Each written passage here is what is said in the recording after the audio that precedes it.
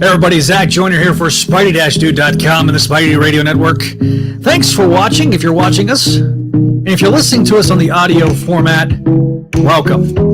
Of course, if you're listening to us on the audio format, starting next week, our shows, well, this week by the time you listen to it, will have be a week between live stream and our new audio versions of the podcast. We're now officially caught up as of this episode with our audio format.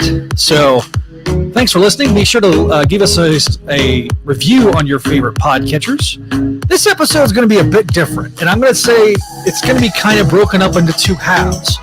The first half is going to be talking about one particular topic, and then we're going to get into our reviews and our other news topics. But I want to, at the top, mention our Patreon page, patreon.com/Spideydude Network. Be sure to become a Patreon subscriber. You get fun perks. Now, our Patreons are going to be ones that get the shows early, hopefully within 48 hours of release. So check that out, patreon.com/Spideydude Network. If you like this show, be sure to like, share, and subscribe if you want to follow us on YouTube and be able to see our show, because to our audio listeners, we live stream these. And as a result of that live stream, then we tend to show visual aids and stuff like that. So check us out at patreon.com. Check us out on YouTube. Just search us up on YouTube, youtube.com, and find Spideydude Radio Network there. So without further ado, I'm going to introduce my co-host for this section of the particular program, because we're going to be covering a controversial topic somewhat. Say Spectacular Spider-Man. It's a hot button topic. And anytime I'm talking Spec Spidey, there's a guy that I need to bring on. The host of Spectacular Radio, he is Greg Wyshansky. Greg! I think a lot of Spectacular Spider-Man fans are going to hate us when we're done with this topic. Say that again, sorry. I had you a little low on the beater. I think a lot of Spectacular Spider-Man fans are going to hate us when we're done here. We want to say this off the top, because as we get started, this is something that definitely has been very much of a bane of our frustration here on the Spideydude Network, because we love Spectacular Spider-Man. I mean, we love it. We love it so much we've done 51 episodes devoted to that one show. We've covered every episode except for the finale twice. Not just once, but twice. So I am sympathetic to those that are very, very upset. And as always, when thinking about this type of thing, we're not taking it very lightly. Because, as always, with great power comes great responsibility. Thanks, Uncle Ben. So, look, at the end of the day, we want to make sure that we are fair to our listeners when we talk about these things. And as a result of that, it's not like we're just saying things to people on Twitter to dash hopes. That's not the intention. The intent is to be realists. And I'm going to break everything down because, let's really face it, as I'm using visual aids here and I'm pulling up a comic book from 1999. Look, this is the genesis of Spectacular Spider-Man. The Spider-Man movie rights, the Spider-Man deal with Sony is the genesis of it. And it was a very long legal battle that occurred. And as a result, it's going to be very, very difficult to talk about. But before we get started, I'm going to go through our comments right quick, because there's a few that are directly referenced to me. Hi, Zach. Glad to see you survived that weird Texas weather, you guys. Yeah, I was concerned about you. Fortunately for my neck of the woods, my neck of Texas is one of the three parts that wasn't connected to the next Texas network. So, and we're used to getting snow. So it's not like we don't have plows, we don't have salt trucks. But for us, it was so up here, it was so cold. We had 260 plus hours below 20 degrees. That never happens. So we were very, very concerned about our power plants and were they going to be able to hold up, because we have coal and natural gas power plants as well as wind energy. But unfortunately, with wind energy, if it's not blowing, they ain't working. And generally it blows, the wind blows a lot, but it was so cold they were froze up. So it was just a double-edged sword. And my dad, who works in the central Texas area and near San Antonio, those plants were not designed to withstand the amount of cold. I have good friends in San Antonio. I was worried about them also. Yeah, it was very. My dad was without power for 2 days. My daughter didn't lose power, but she got to play in snow. She lives in just east of Houston, guys. They never get snow. If they get snow, it's a dusting. They got a couple of inches. And I'm telling you, those plants were struggling down there too. So it was just a perfect storm. I was sick during the storm. That's why we didn't have a make my Mayday last week, as well as no Spideydude Experience. So I wanted to make sure that we had a steady stream. And so we were trying our best to conserve power here at the house, and that was why we didn't have an episode last week. So that's also why we're not doing this Save Spec Spidey.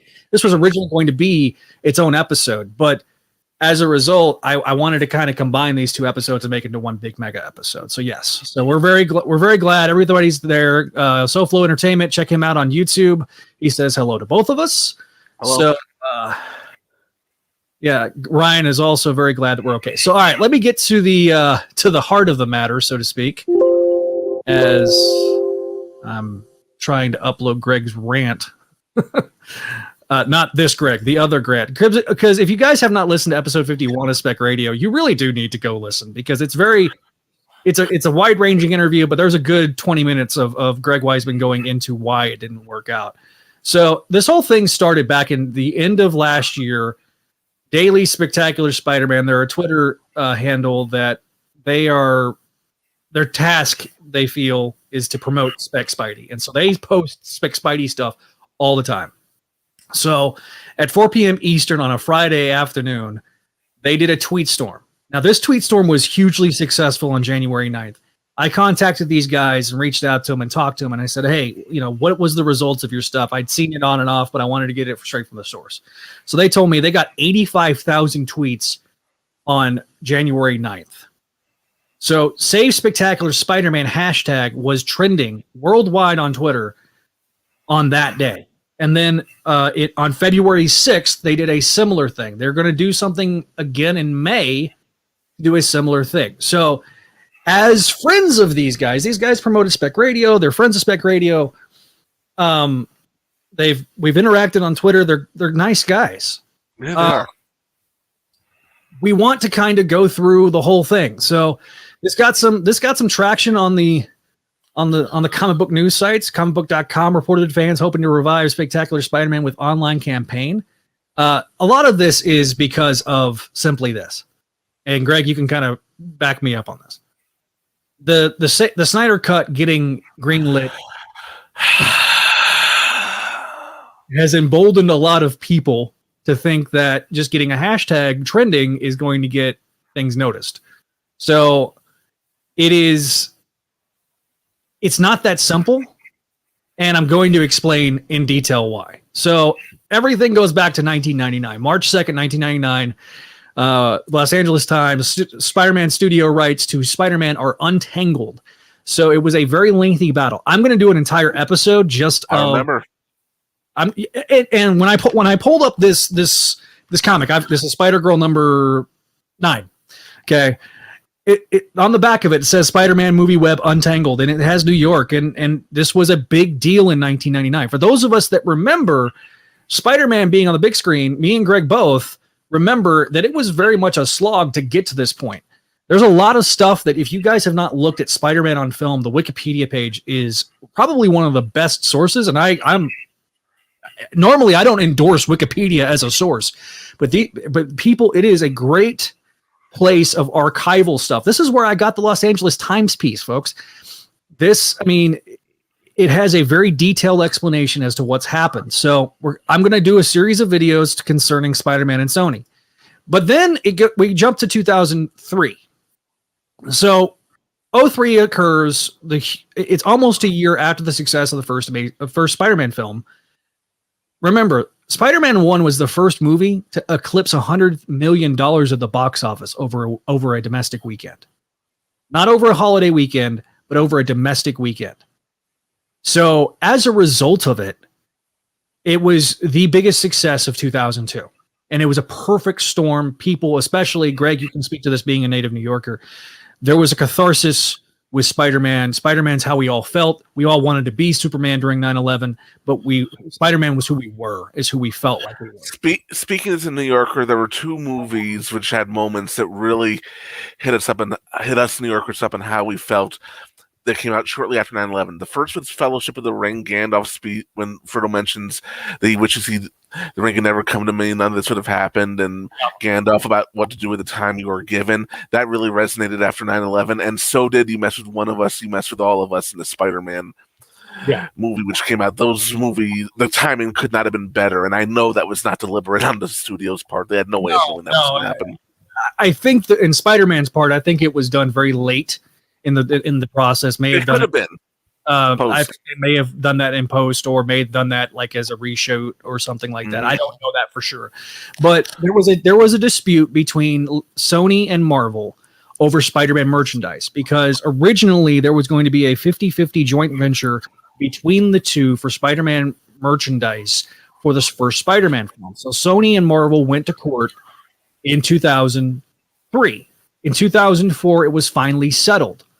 And so as a result, there was something created called Spider-Man Merchandising LP. So Spider-Man Merchandising LP was the partnership, a limited partnership between Sony Pictures Consumer Products and Marvel Entertainment. It was designed specifically to be able to divvy out the merchandising and basically be a go-between, saying, okay, Sony's going to get a 25% cut of all Spider-Man stuff. Originally, it was going to be 50-50, but Marvel was going to get 100% of non-Sony related material. But there was a 25% cut, and I've dug into this legal stuff. So Greg knows I spent all the last week and a half just trying to get into all this stuff. There's a ton of stuff that got leaked, a lot of documentation to go through. And so that's what happened. So Spider-Man Merchandising LP was where the Spectacular Spider-Man product lines with Hasbro, Wear Me, Sporting Goods, IMT, Sporting Goods, Fashion, Accessory, Bazaar. For people that don't understand, for season 1, there was a big, big push for Spec Spidey. It was going to debut in early 2008 as a part of Kids WB. So for all of season 1, Kids WB was going to do the merchandise, or was going to do the distribution for this Sony property, because it's a Sony property. Let me repeat that again. It's a Sony property that happens to involve Marvel. This is the entire point of what our good friend Greg Weisman has said multiple times. So then in 2009, the licensing agreement was extended through 2017. But then this was in January 17th, 2009. Hasbro announced this. They put out this press release. Well, at one point there was, so that was a huge moment for Sony and Marvel's merchandising.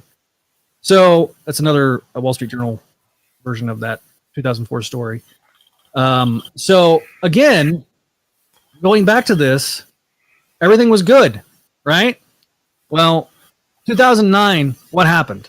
In 2011, 2 years into this agreement, Disney buys Marvel. So Marvel, who did not have access to 2009, the sale happened, but yeah. Oh yeah, it was late 2009. I'm sorry. Yeah, it was like what, August of 2009, if I'm remembering correctly. Yes. Yeah. In September. I remember in August we found out that that Sony handed the TV rights to Spider-Man back to Marvel. And I remember because I was in the room. It was the night before the last gathering of the Gargoyles. We were having a big Spectacular Spider-Man event. We were in the room preparing for the event. Greg Weisman was helping us pack slips, T-shirts, comm badges, and everything, when he got the phone call from Vic Cook and he had to take it in the other room. So I was in the room when he found out. So again, Greg Vishansky is not just somebody that doesn't know what the hell he's talking about when it comes to Spectacular Spider-Man. So again, this is where, all right. So from Investopedia, this was from,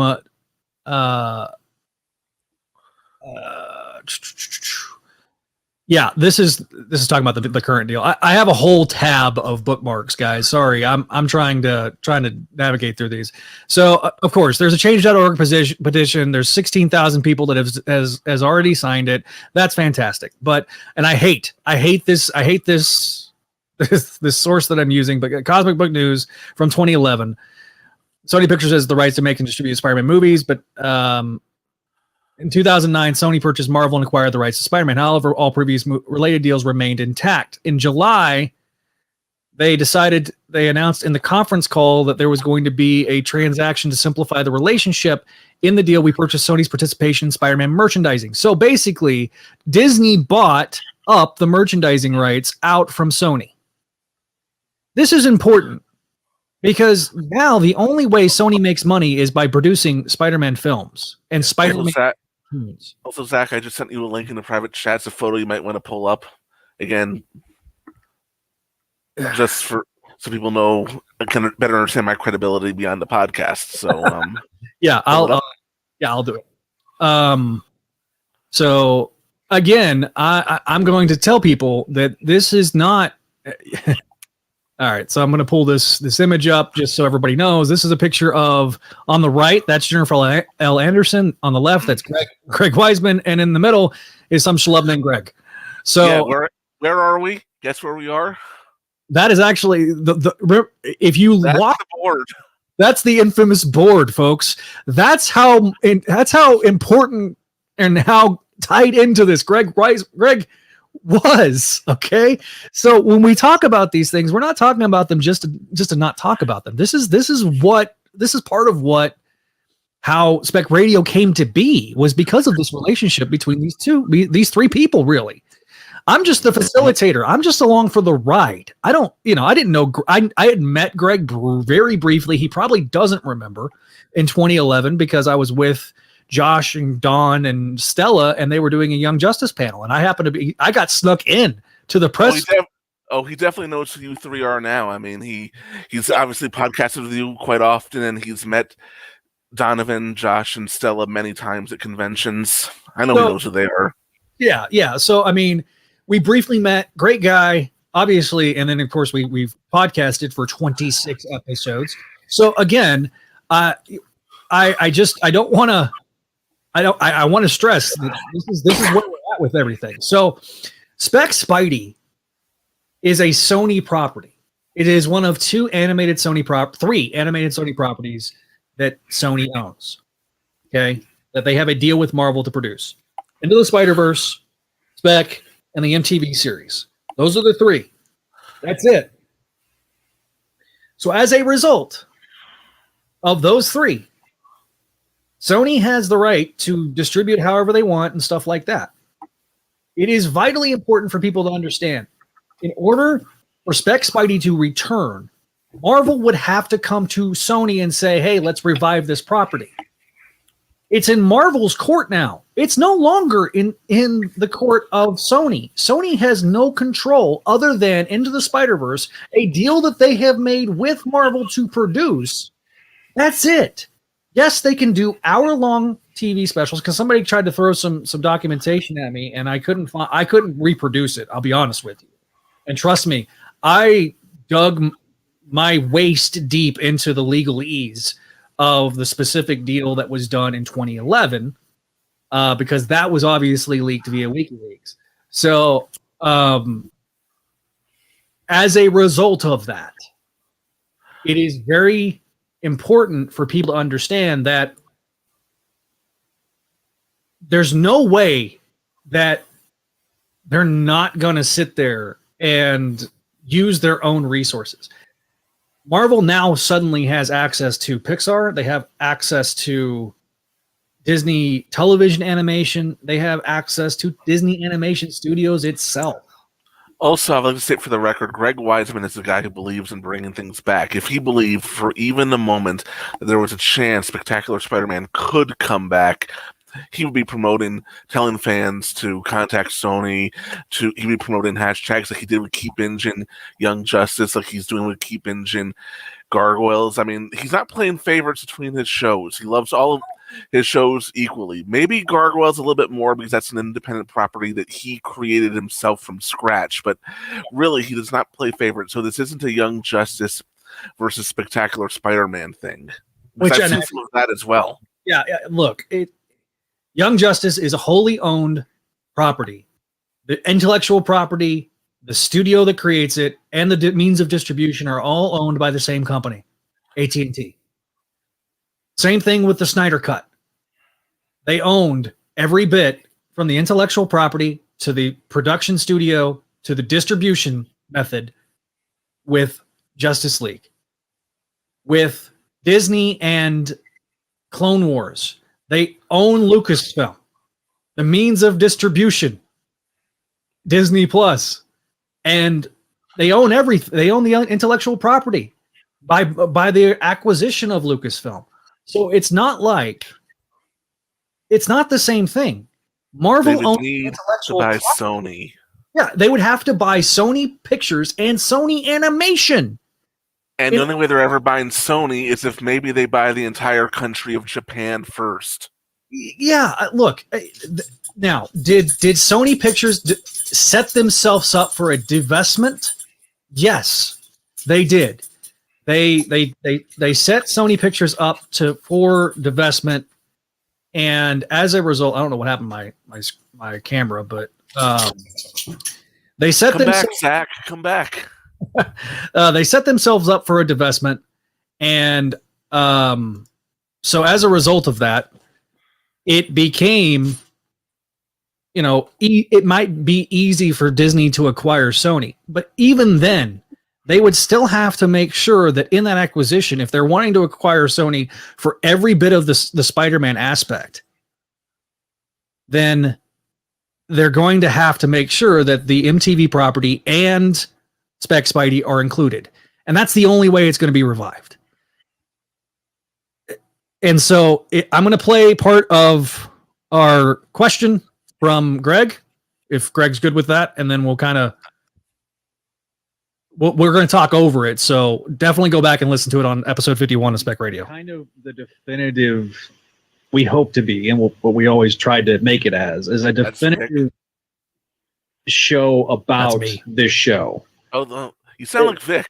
We feel like we have to ask this question of why wasn't there a third season? Because we have to answer the question, like when we're on little fan forums and they're, and they're like, oh, why wasn't there a third season? And we're like, okay. Mm-hmm. So it's a simple answer. I know. It is, but people want to make, I think people's headcanons start running wild.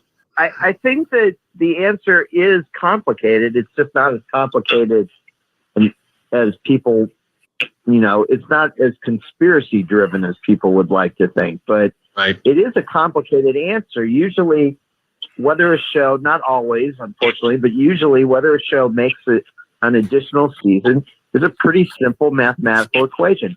Did it do well? How much does it cost versus how much money it's bringing in? And unfortunately for us, the answer for a Spectacular Spider-Man is more complicated than that.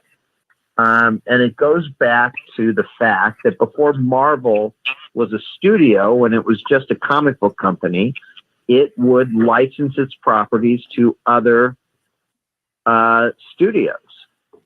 And like I explained in the beginning, Sony had the license to do everything Spider-Man in entertainment.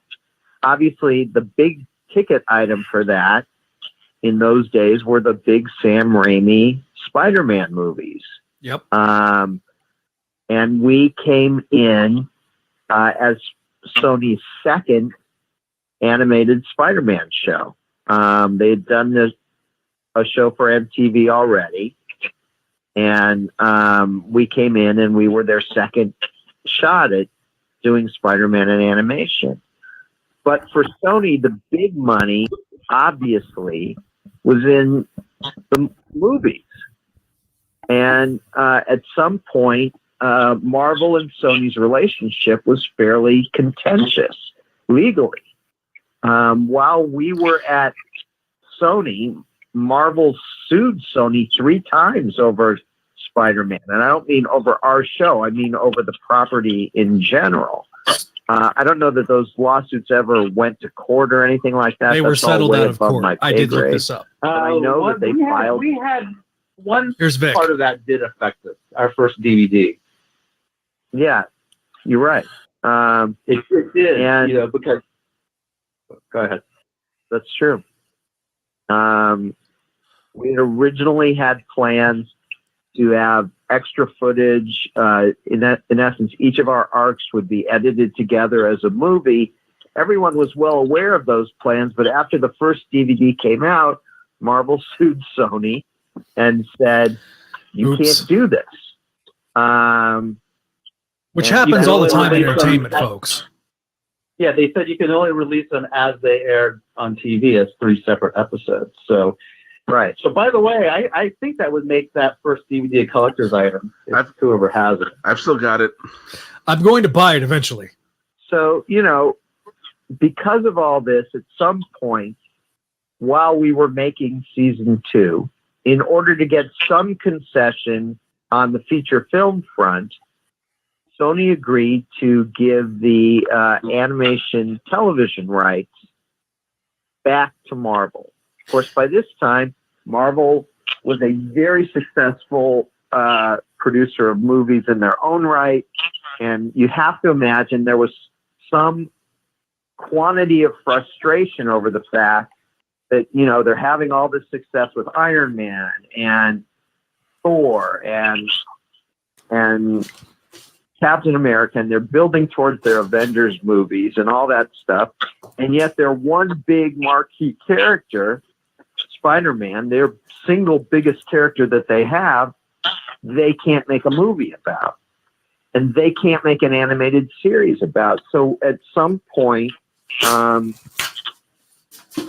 they got the animation rights back to make Spider-Man. And that created a catch-22 for Spectacular Spider-Man. And that catch-22 is straightforward enough, which is that because Sony had given Marvel the rights back to do animated series for Spider-Man, Sony could no longer make Spectacular after the second season. Marvel couldn't make Spectacular either. And this is the most important point here, guys.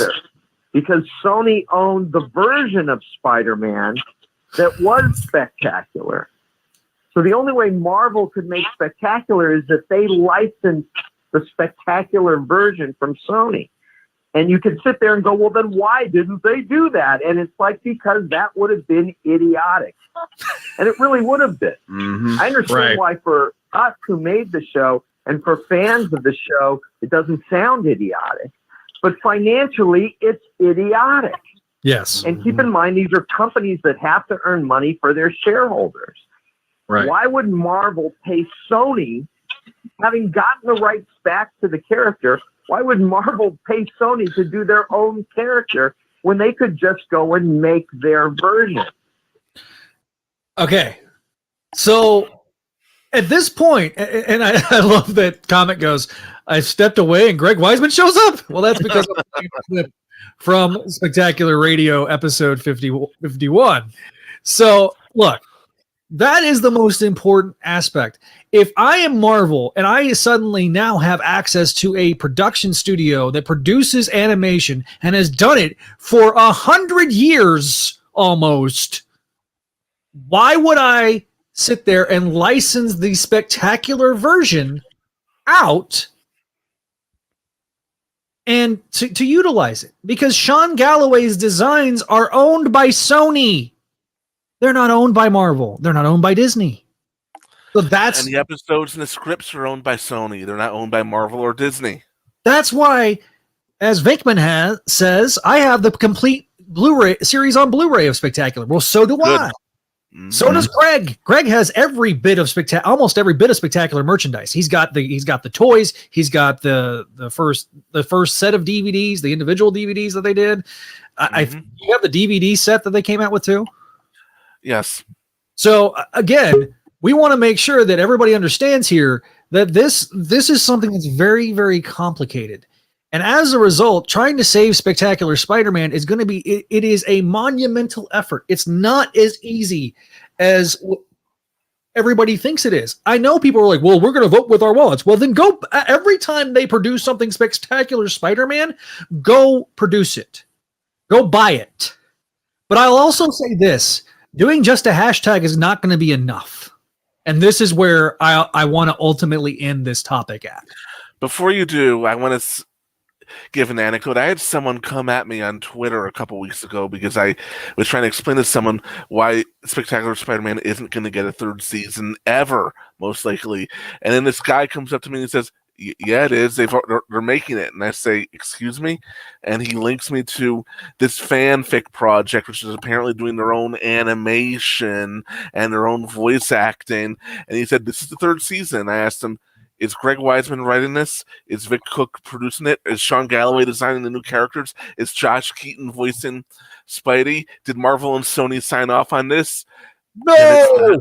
And then it's not a third season of Spectacular Spider-Man. Then he went and disagreed with me and told me that I was wrong and mentioned that I don't live in reality. And to be fair, I kind of went on a list of conspiracy theories and things that people have been saying which aren't real to say, yeah, this stuff isn't real, and neither is this third season of Spectacular Spider-Man.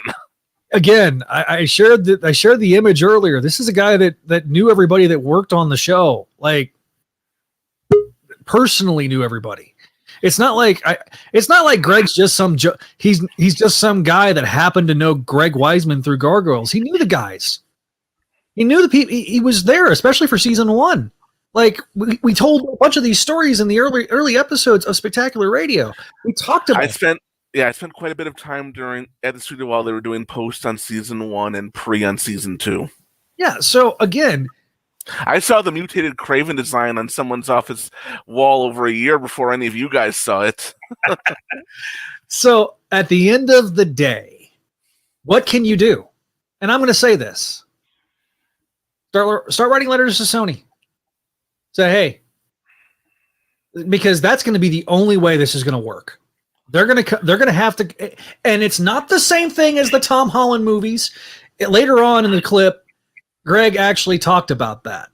It's not the same thing. They're two different sections of a conglomerate. It's just like, don't sit there and spam Josh Bertoni, release the Spider Cut on every single article that he produces, expecting him to know things that he doesn't know. What? Okay? This is happening? This happened. Yes. Like it's something that, like, anybody that wrote freelance, they were sitting there bombarding them with emails to release the Spider Cut. That's not what I'm saying. What I'm saying is get together, organize, and say, look, everybody needs to write or type, depending on your handwriting.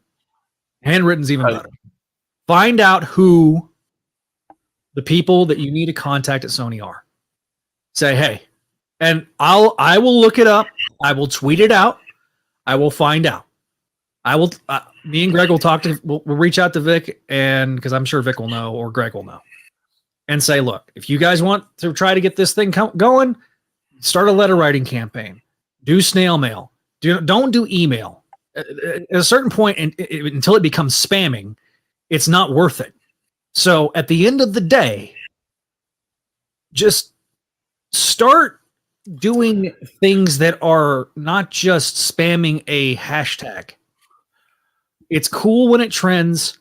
We'll certainly promote stuff when it's trending. But season 3 is going to be monumentally hard because of the unique nature of how Spectacular Spider-Man was created and moving forward. You'll see third seasons of Gargoyles and Avengers Earth's Mightiest Heroes before you see a third season of Spectacular Spider-Man. Absolutely. And look, does Gargoyles have a better chance? Because yes, the distributor still has a ownership stake in the property. Disney owns it, lock, stock, and gargoyle. So Gargoyles has a better chance of coming back.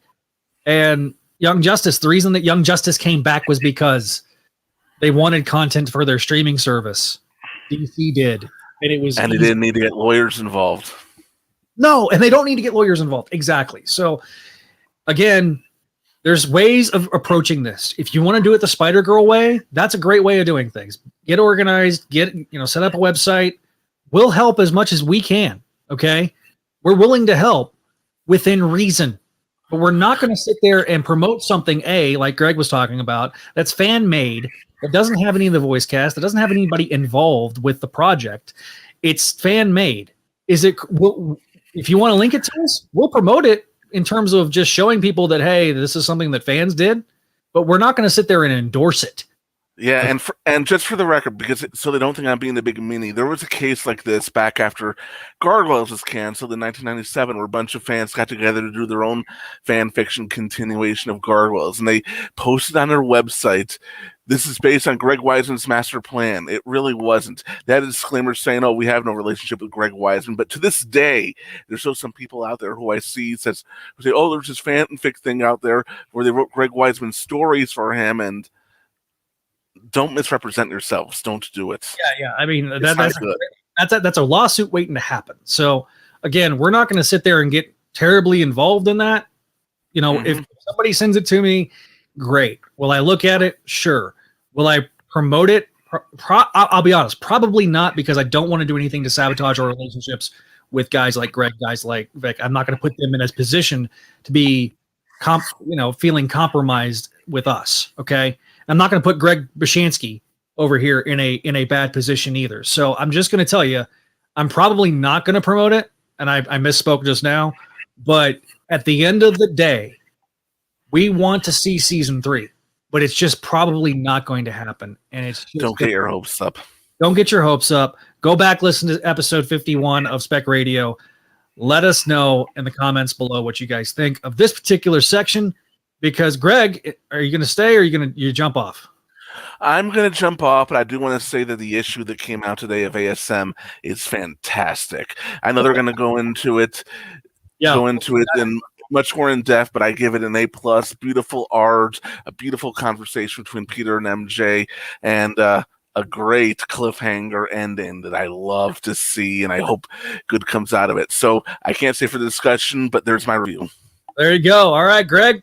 Thanks again for coming on. We'll talk soon, and folks, be sure to keep on the lookout for the finale episode. Get us your voicemails. Your voicemails at 818-925. Still time.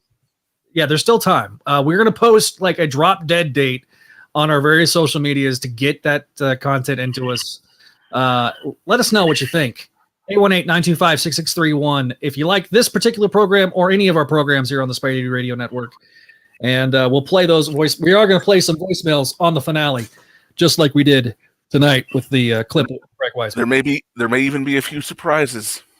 There is some surprises that people don't know about, that only Greg and I know about. So we're looking forward to that. Greg, we'll see you next time here. Whenever you can come back on, you're always invited back on Spideydude Experience.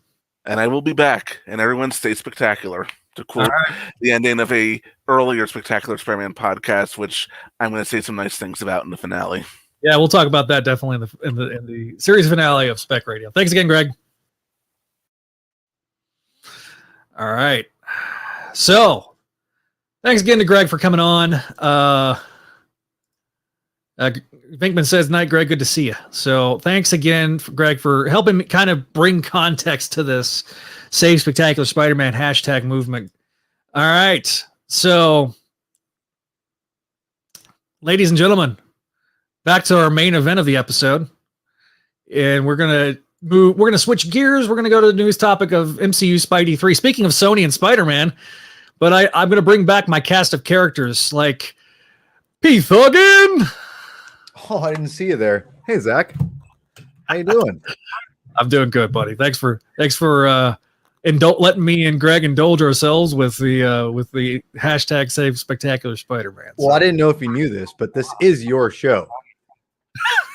So we're a collaboration. We're collaborative. I appreciate it. And people need to realize that, like, this is like my boy Zach, man. Like, I've listened to Zach on his podcast for a while. Like, I love this guy, and I'm just gracious that I get to share the stage with you, sir. Oh, thanks. I mean that too. I ain't BSing. Well, there's Neil eating from the tin. Bogenrieder. Neil, you don't need to be here. I already know your review for this issue is going to be. What is it going to be? Tell me. I'm going to say you're going to be like, well, we'll save it for the. Hell, we'll save it. I'm going to be a meanie Bo. I'm going to be a meanie. I think I'm going to be a meanie Bo beanie. I'm going to nitpick the hell out of this issue. Shut up. Shut up, Paul. All right, and finally, the agreeable one, Adam. Welcome, Adam. Hey, I got him mid-drink. I planned it. Don't worry. I love how Paul and I have like this epic like tour de force of bants, and then Adam's just like, hey. Well, I was gonna say that I'm feeling good. I'm in a good mood. This is a great issue, and yeah. Don't ruin it. Don't ruin it, Adam. All right, show's over, guys. Yeah, it's over. That's all we need to say. Show's over. It's all about Spec now. No. Well, look, I am going to make one last comment. Definitely sad about Spectacular, but it makes sense why, even if Marvel did continuation, it would not do justice and then be too much to do in comic form, unlike the X-Men 90s continuation. So, yeah, all right. Again, like I said, we're moving away from Save Spectacular Spider-Man, but we're going to do the news topic. All right, guys. MCU Spidey 3 finally gets a name. As I pull this up, because there was a Instagram post by one guy, some dude named Tom Holland. Who? And some dude, nobody important or anything related to the deal. I think he might be a backstage grip. So yeah. So the film was officially titled Spider-Man: No Way Home from comicbook.com. It is obviously the big trending story today on the day that we are recording this, which is Wednesday. After the storm? It's the 24th. All right. So next week, obviously, we'll have the first week of March. We'll have this episode available for non-Patreon subscribers. Patreon subscribers like Venkman will get it by this weekend. So that's another reason to join our Patreon. Wow. There you go. So, yeah, it is. My reaction to this was simply this. I was super excited. It is now. Let's refer to this as the Home trilogy. It is, I was some of the names that were thrown out there, like Home Run, which were kind of referenced in the whiteboard. I'm not going to play the video because I don't want to get demonetized and get our. Actually, considering that this is 3 movies now, we could call this Spider-Man Bases Loaded. Oh, good lord! You could. I made a joke where Peter fights the Sinister Six in a game of baseball to kick back a secret identity, but. So it reminds me of that. There was a Marvel Adventures issue where like they played baseball against Thanos or someone. I can't remember. Marvel Adventures. I thought you said Spider-Man Adventures. I'm like, what Spider-Man episode was that? Oh yeah. Real quick, I do want to say real quick, I love how like Marvel's advertising for this is just turning into let's bully Tom Holland for being like a little spoiling little weasel for us. Right. Yeah. Yeah. They keep giving. I think he embraced it. Him, Zendaya, and the guy that plays Ned. They all the guy. The classic trio. So the terrific trio of the MCU Spider-Man franchise, were they all posted like fake names, like Home Slice and was one of them. I can't remember the other two, but it was. Hang on, let me go find them. While Neil's finding them, they basically all 3 found something, and I was like, all right, this was fun. Home Wrecker, Phone Home, and then Jimmy Kimmel got in it and said that's so Craven. Yeah. Okay, that was bad. What do you know? Jimmy Kimmel can be funny every once in a while. Look, normally I don't find Kimmel funny, but that's actually pretty funny. That's what I was saying. What do you know? Kimmel can actually be funny for once. Wait, It's probably is he a Spider-Man? Is he like a legit comic fan, or is he just like kind of being whatever? I think he's just clowning on it. he's a Okay. Disney. Doesn't he work for Disney? His show is on ABC, so yes. Yeah, okay, I'm He's a taking, Disney still. I'm taking the label off the icing tin so I can put it on screen while I. Just mute yourself when you're doing it. Good God, Yeah, right? seriously, Neil. God. Sorry. All right, so It's like pudding. So, needless to say, what do you guys think of the title? Agreeable, Adam. I'll start with you. What do you think about No Way Home? I mean, it's fine. It's a title, I guess. I feel like we knew that they would go in on the home thing, sort of, since they did it twice. Yeah. I mean, I'll probably jokingly call it No Way Out, just because I don't know why. I mean, it's fine. It'll be interesting to see. Into a hole where there's no way out. Right? Yeah. It'll be 2006. Yeah. It'll. I don't know. We'll have to see what the plot is. I guess. I don't know. But it's fine. It's not as. I mean, the other ones were jokes and they were kind of funny. This one is probably the best of the now 4, I guess. So yeah, it's fine. Yeah. B-Thug, what's up? Well, I hate to disappoint everyone, but I'm probably going to talk about this on my MCU podcast, so I'm going to wait to fully reveal my thoughts on the subject. So, What a tease! Tell us. That's how you do it. Paul, are you in marketing by any chance? No, I'm not. You would make a killing there.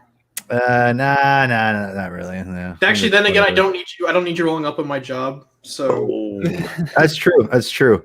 By the way, Zach, I think I hear myself when I talk. I hear myself for going in feedback I or think not. I think it's an Adam's make. Maybe. Hang on. Either way, just wanted to let you know. So, Thank you. wonderful I turned you listener- guys down a little bit. Okay, in case those wonderful listeners are wondering, just if they hear my dulcet tones twice, it's by accident. So, yeah. I was having technical problems a little bit earlier, so Oh, okay. I thought I fixed it, but if I have to jump off and jump back, It's all in, good. I But I'll just leave it there. Like on the MCU fan show, I'm not even sure. It might even be a Patreon thing. I don't even know because our WandaVision episodes are going like almost 2 hours now. So who knows? for a 30-minute show, you're talking. I understand. We argued like for 20 minutes about Agatha by itself, like by herself. Just Listen, that whole reveal. this song is a banger, and it got stuck in my head until today. I literally had it playing in the back of my head on loop. It sucked. Like, and I wrote Game of Thrones season 8 too. I want to die. All right, Season 8. Game of Thrones season 8. The last season. Oh, gotcha. I was like, what? Neil, what is your thoughts on the title, briefly? And then we'll move on. It's nice. I'm not gonna subscribe to whatever Sony's streaming service is. It's Crackle. Yeah, They usually. I'm not gonna. They usually play on Stars. Yeah, I don't have Stars, so that really doesn't change a whole lot for me. I'm not gonna subscribe to a whole new channel just to watch this movie. If it comes to Disney Plus, and because I already have a subscription to Disney Plus, I'll watch it. But I don't. Watch in the theater? That depends on if it comes out in theaters. Well, It'll come out in theaters. Okay. By that point, it looks like the restrictions on like New York's finally relaxing some of their restrictions on movie theaters. So by this summer, I'm thinking that we're going to be back to mostly normal. Somewhat. The vaccines will be out. I can tell you, as an area of the country that got a lot of doses of vaccine per capita, the hospitalization rate has gone down significantly. It has really helped a lot of people, and we haven't even got the Johnson & Johnson out yet. Still, I don't see myself going like out of the way to watch this movie. If it stumbles into my presence, I'll watch it. It's going to be close enough to Christmas that I may be down in the Houston area anyway. Maybe you, me, and the kid, and Sarah will go watch it. How's that? That sounds like a good idea. It depends on where I... What? Can I maybe this is where I'm mistaken. When is this supposed to come out? Like in December. 2022? No, December. Oh, Is this it? December? December this year. Yep. December 17th, Okay. coming out right around Christmas. I just based on everything that I've seen with movies and things like that. I mean, right now, like Kong and Godzilla are supposed to be, come out in March, and that excuse me, that's honestly the first time I'm gonna probably go to the movie theater in over a year to go see it, because like you were saying, Zach, I've been vaccinated because I work in healthcare, and let me tell you, the second shot destroyed me, like straight up. Like the first one was like no big deal. That second one, like I got sick, like I was out of it. And Sarah was supposed to do both. She's had both. She had pain in her arm because she didn't take any like anti-inflammatory beforehand or after, excuse me. And so she had pain in her arm and some minor symptoms, minor fever. So she had to stay home from work in both doses. The second one hit her a lot harder. Well, same thing with my mom. My mom said she felt a lot more symptoms on the second dose, but after that she was fine. So for me, I feel comfortable going to the theater, and I think as we're seeing, obviously I stay up on this stuff, and I keep seeing things are dropping. It doesn't mean you can't be lax, but you got to feel comfortable. By the time April or when Black Widow comes out, like they're sticking to that. I bet Disney's like, you know what, let's just go with it, because they're going to make a little bit of money. That honestly could be the first movie that actually, post COVID, that could see where exactly where people are going to draw the line for theaters and stuff like that. To be honest, I think it's going to happen. Just talking with the general public, people are tired of being at home. They're tired of being holed up. It could very well be, and I talked about this earlier in the episode, but Spider-Man, the first Raimi film after it was released, was the first big budget picture outside of Lord of the Rings. It was released post 9/11. And it earned $100 million. It was the first $100 million movie that had happened on a domestic weekend. It shut my sight down. Okay, we had screen caps from the trailer. It literally killed my sight. Okay. Electric Soldier Porygon? What's that? Electric Soldier Porygon? No. Shut up. That was a joke that put 800 Japanese children in the hospital from seizures. Yep. Good God. Why would you joke about this? Anyway. Needless to say, that's how old I am. That's how old this website is. Go check it out there. So again, I kind of feel that Black Widow may end up being the Raimi film of the post-COVID world, and it may. I think it's going to. It may not do MCU gangbusters. Yeah, it won't. It won't. There's no way. Yeah. I could see it doing. I'll say this. I'll make a prediction, and I can be completely wrong. I could see it doing 350 million worldwide, which is a respectable number. I think as long as it makes back its production and advertising budgets at this point, I think the mouse will be happy. Because this movie has been in like release hell for like the past year, maybe longer. Yeah, and Eternal right now have been, and Shang-Chi. Like Shang-Chi was out like 2 weeks ago. Well, here's the thing. Like Neil said, if they can just get out there, break even with it, then they can throw it out on Disney Plus, and they'll make a lot of people happy. So, or even they made it premiere, they put it on Disney Plus or the theaters first, and then made a premiere or special whatever like Mulan for about a couple months. They'll do just fine. But I honestly think they only have to do that. I think by the time May rolls around, this thing.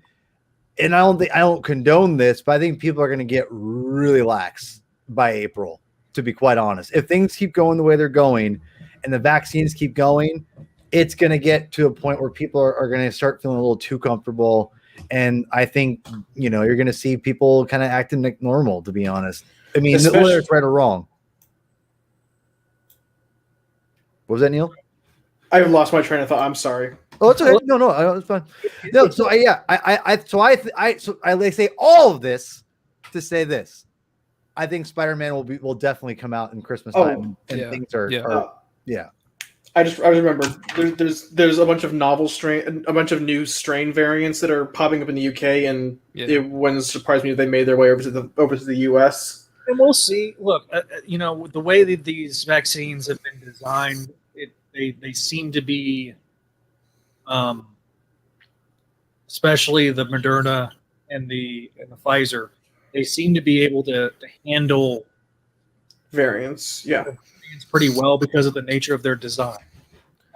Again, this was designed, my understanding, could be wrong, but this type of vaccine was designed to attack the flu, and considering that how often the flu mutates, exactly, yeah, that they could have much more dependability on to combat the flu. So the fact that they were able to take that research and that design and put it into COVID, and it's done. And they've done trials with it, with the variants. So we'll see what happens.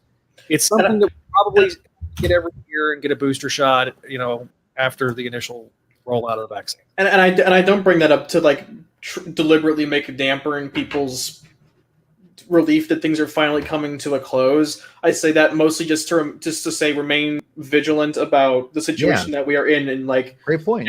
It's good that we're getting these vaccines, but there are other factors outside of just vaccine and go. Cover your mouth when you cough. If you're not feeling well, stay home. It really, it's embarrassing that these are things that we have to tell people constantly instead of just being common sense. Now there's infrastructure that wasn't in place before COVID that was becoming in place over time, and we have a new playbook, and we have a new pandemic playbook on hand. Yeah, Look, we've learned the lessons of last year, the good lessons and the bad lessons, and so we're making this crap up as we go along, so it's fine. But we're not here to talk about pandemics and stuff like that. But Spider-Man's a part of it, man. It really is, because it's all intertwined here. A couple of references if you read the whiteboard, which I'll post a screen cap of the whiteboard up on the Twitter. There was a few tongue-in-cheek references to Home Run and stuff like that, and then and there's an arc reactor. Yeah, there's an arc reactor at home. So Waylon's ready to move on. So let's talk. We'll get to why Ron Friends is awesome at the end of the episode, but do ASM 60, guys. So ASM 60. All right, who's read the issue? Damn, I was making it. Bye, Paul. So let me get my notes open here right quick, because I still had all my stuff up for hashtag save Spec Spidey. We're gonna do more of the exposés on off weeks when we don't have the don't have books to review. So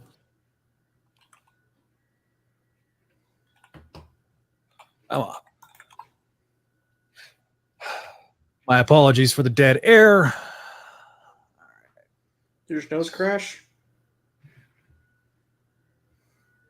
Please don't tell me that. Please don't. I don't want that to happen. Please no. I even rebooted my router beforehand. Oh. Okay, so who's in charge of the show after you leave? Is that him or me? I trust you. They're Neil. I could. Neil has seniority, even though he's the youngest of us all. Well, who's been podcasting the longest? No, I'm not saying that is a bad thing. Oh. I connect to the youth. Mm-hmm. So I went to the comic shop today because I was like, all right. Oh, I need to show off my visual aid. Hang on, real quick, Zach. Can you zoom in on me? Yeah. So I had some free time last night, and I created this visual graph of all the plot points going on in Spencer's run right now. All right, let me make you big while I'm. See, I look at this giant web of absolute nonsense. So over here we've got. Hang on. Over here we have all of the boomerang hemisphere. Yeah. And then we have everything from we'll call this the globe trot, the personal life stuff. Okay. all the ESU threats and menaces stuff over here, and then the Boomerang, GOG, Lifeline tablet stuff. It is essentially one massive convoluted graph. It's like reading a Hickman chart. I will be posting a picture of it on the Spideydude Discord for people who want it. Yeah, the link to that is now on the front page of Spideydude.com too. So, but after today's issue, I have to add some more threads. Yeah, that's going to be something that. Oh, you got it. The good news is half of these. I'm guessing at least 3 or 4 of these different plot points will be wrapped up by the end of ASM 66. Yeah, I think that's pretty impressive, Neil. Seriously, that's pretty cool. Yeah, very helpful. Discord. I highly encourage you guys to do so. Go to Spideydude.com and check it out there. So, I love Venkman. He's like, if Neil took over the Spideydude Radio Network, it would become a Transformers show. Greg would be into that. I'd have Bishansky on me if we pulled a coup and made it the Transformers Radio Network. He bought that giant freaking planet-sized Orson Welles ego. Orson Welles rolls towards Cybertron. Transformer that like that would be amazing amount of money. So Greg's a great guy. Really enjoyed having him on earlier. But all right, here we are. ASM 6 there it is with the actual cover. It's the only cover, I think. There was no variants this time. Yeah, which is kind of strange. There was no variants this week. So I was at the comic shop today. I was like, hey, all right, I need to get my books. Get there. And they're like, what books? They'll be in tomorrow. In Austin, they're not getting the books until Friday, is what according to our good buddy Javi. Yeah, he was like, hey, yeah, we're not getting anything. So the DC books just came in today, and this is like last week's DC books. Yeah, that's how it is with their DC and Marvel. Like, but for some reason, 60 miles away, the competitor comic shop Diamond got their Marvel books today, or on last Friday. This week's Marvel books came in last Friday at the competitor shop 60 miles away. From where you are, or for Javi and where Javi and I are from? From where I am. Even like when they were like got so much snow, it's not even funny. Also, I got this. Kelly got me this shirt. I think I wore it last time, but I figured I should wear it again. It's become my tradition now. That's the new shirt you'll wear every episode now, right? Yes. Well, we're gonna eventually. Me and Sarah are gonna get everybody Spideydude shirts. So it won't be on the Bogenrieder Variety Hour, but for this show, this will be what I wear. All right. So I like it. All right, let's get into the review right quick. All right, so we open up with Kindred flashback. You know, it's actually not a flashback. It's Peter's mindscape. He wakes up. Mary Jane's got some. I think that's supposed to be a donut. Stuffs a donut in his mouth. Because it's a bagel. Eat your bagel, boy. So like she's already been up. She's already been around. So she's like, you got some place to be. So No Exit is the name of the book. Mark Bagley and Nick Spencer are the team that produced this one. We go back to the theater where MJ got her first big break way back in Amazing Spider-Man number 96. With that exclamation point, I thought it said 961 on the preview, and I was like, that's an editorial error. So Peter gets the spotlight, and MJ's like, you need to like just do a monologue basically, and trying to use some acting techniques to be able to MJ did that to get through a lot of trauma. I think this is actually a reference to the JMS era, or no, this may be a reference to the DeMatteis era in the late 1990s. Yeah, I think this is DeMatteis, not possibly. Although she did say that it was after Gwen died. Well, okay. There's a caption that says from the thing that she's at is at 96. As far as her movie career, wasn't by the time that where DeMatteis took over, she was done with her movie career, wasn't she? And she started smoking. No, that was Michelini. That was Michelini, but he took over right after that, though. He picked up right after that. Yeah, he picked up. He picked that up right afterwards. Excuse me for a second. Okay, this is now a Transformers show. Okay, guys. Hold on. Has anyone seen the Rude Awakening of Optimus Prime? Yes, I have. It's a good thing. That thing is probably one of the best videos ever created for YouTube. Sorry.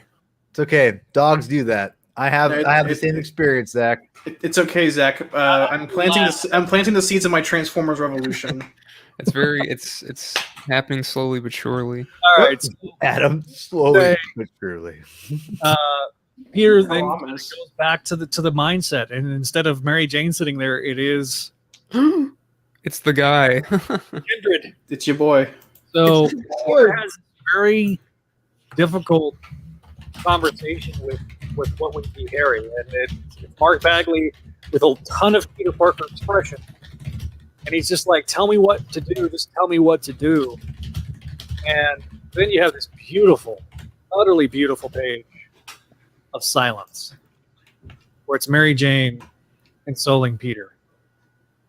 So She's an angel. Are you an angel? Oh. So Peter Mary Diego, I think. she's like, You're the most beautiful creatures in the whole galaxy. basically, the whole Zach. point of this issue is Peter kind of bears his soul out. So, this is definitely the last remains true postmortem. We're finally starting to move on a little bit.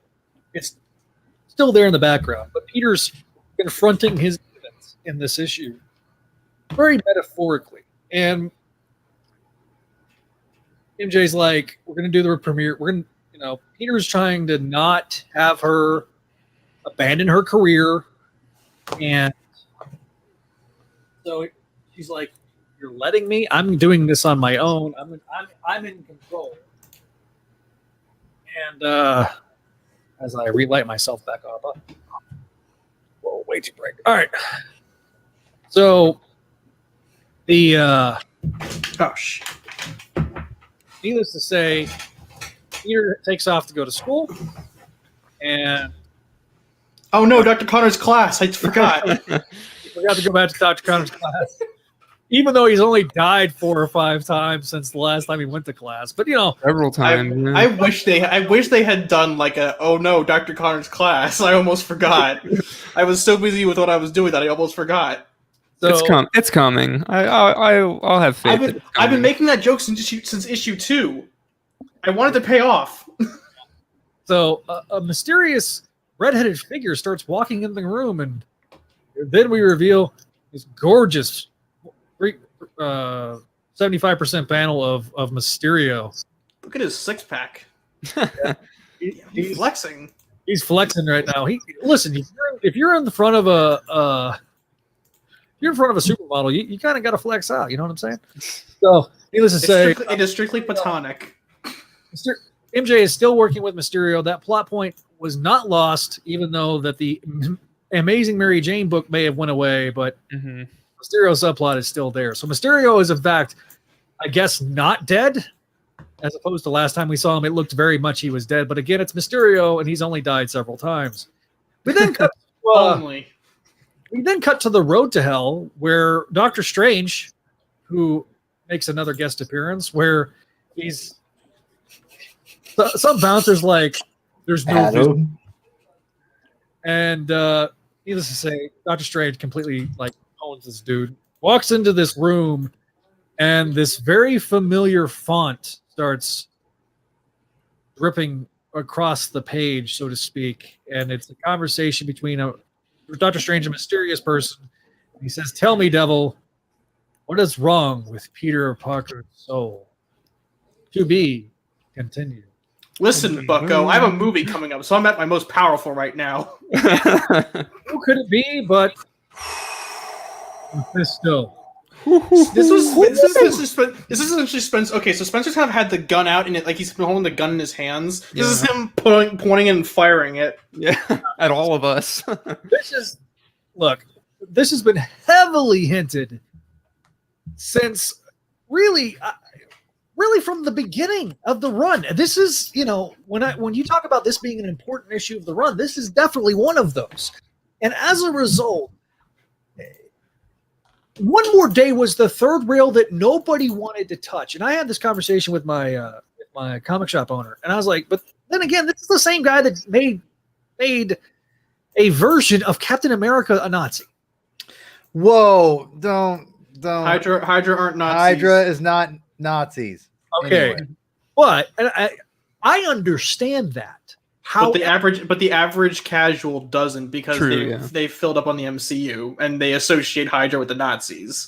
which I understand visually speaking and understand cosmetically speaking why they did it that way in the MCU. When you're building something from scratch and you're doing an adaptation, you have the ability to take elements that work correctly. Mhm. So Hydra Cat was a very controversial story, but guess what? People still remember it. Controversy creates cash. To quote Eric Bischoff. Okay. And reprints. Oh, God. Anybody? Well, look, no. Yes, that's the first wrestling reference of this podcast, but and it's been a while since I referenced. Hey, hold on. I just watched the Montreal Screwjob episode of The Dark Side of the Ring, so hey, we're good. Such a good show. That's a great show. I love it. I love a little bit of wrestling. A little bit of wrestling in me. Oh, dude, it's Wrestling. that Dark Side of the Ring documentary series is painful, heartbreaking, sad, but awesome at the same time. Yes, I agree. Because it's definitely not the sanitized version that you get from WWE. Yeah. Or, romanticized times. All right. So, Back to Spider-Man. Spider-Man, but no, I all right. Who wants to go first on this? I kind of want to. Let's hear first. Hold on, just really quick. I just want to guess Neil's grade. Okay, Yeah. let's go. All right, Neil. In all seriousness, you gotta be real with me if I nail this. Okay. All right, here we go.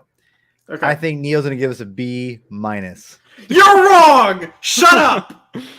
No, you're no way. No. I am not. I am Take not out the ending, Neil. I am Take not out the dunking. ending. I am not dunking on you. No, What is- take out. Without that ending, you give this thing a B-. Be honest. No, I'm giving it an A. Okay. All right. Go for it.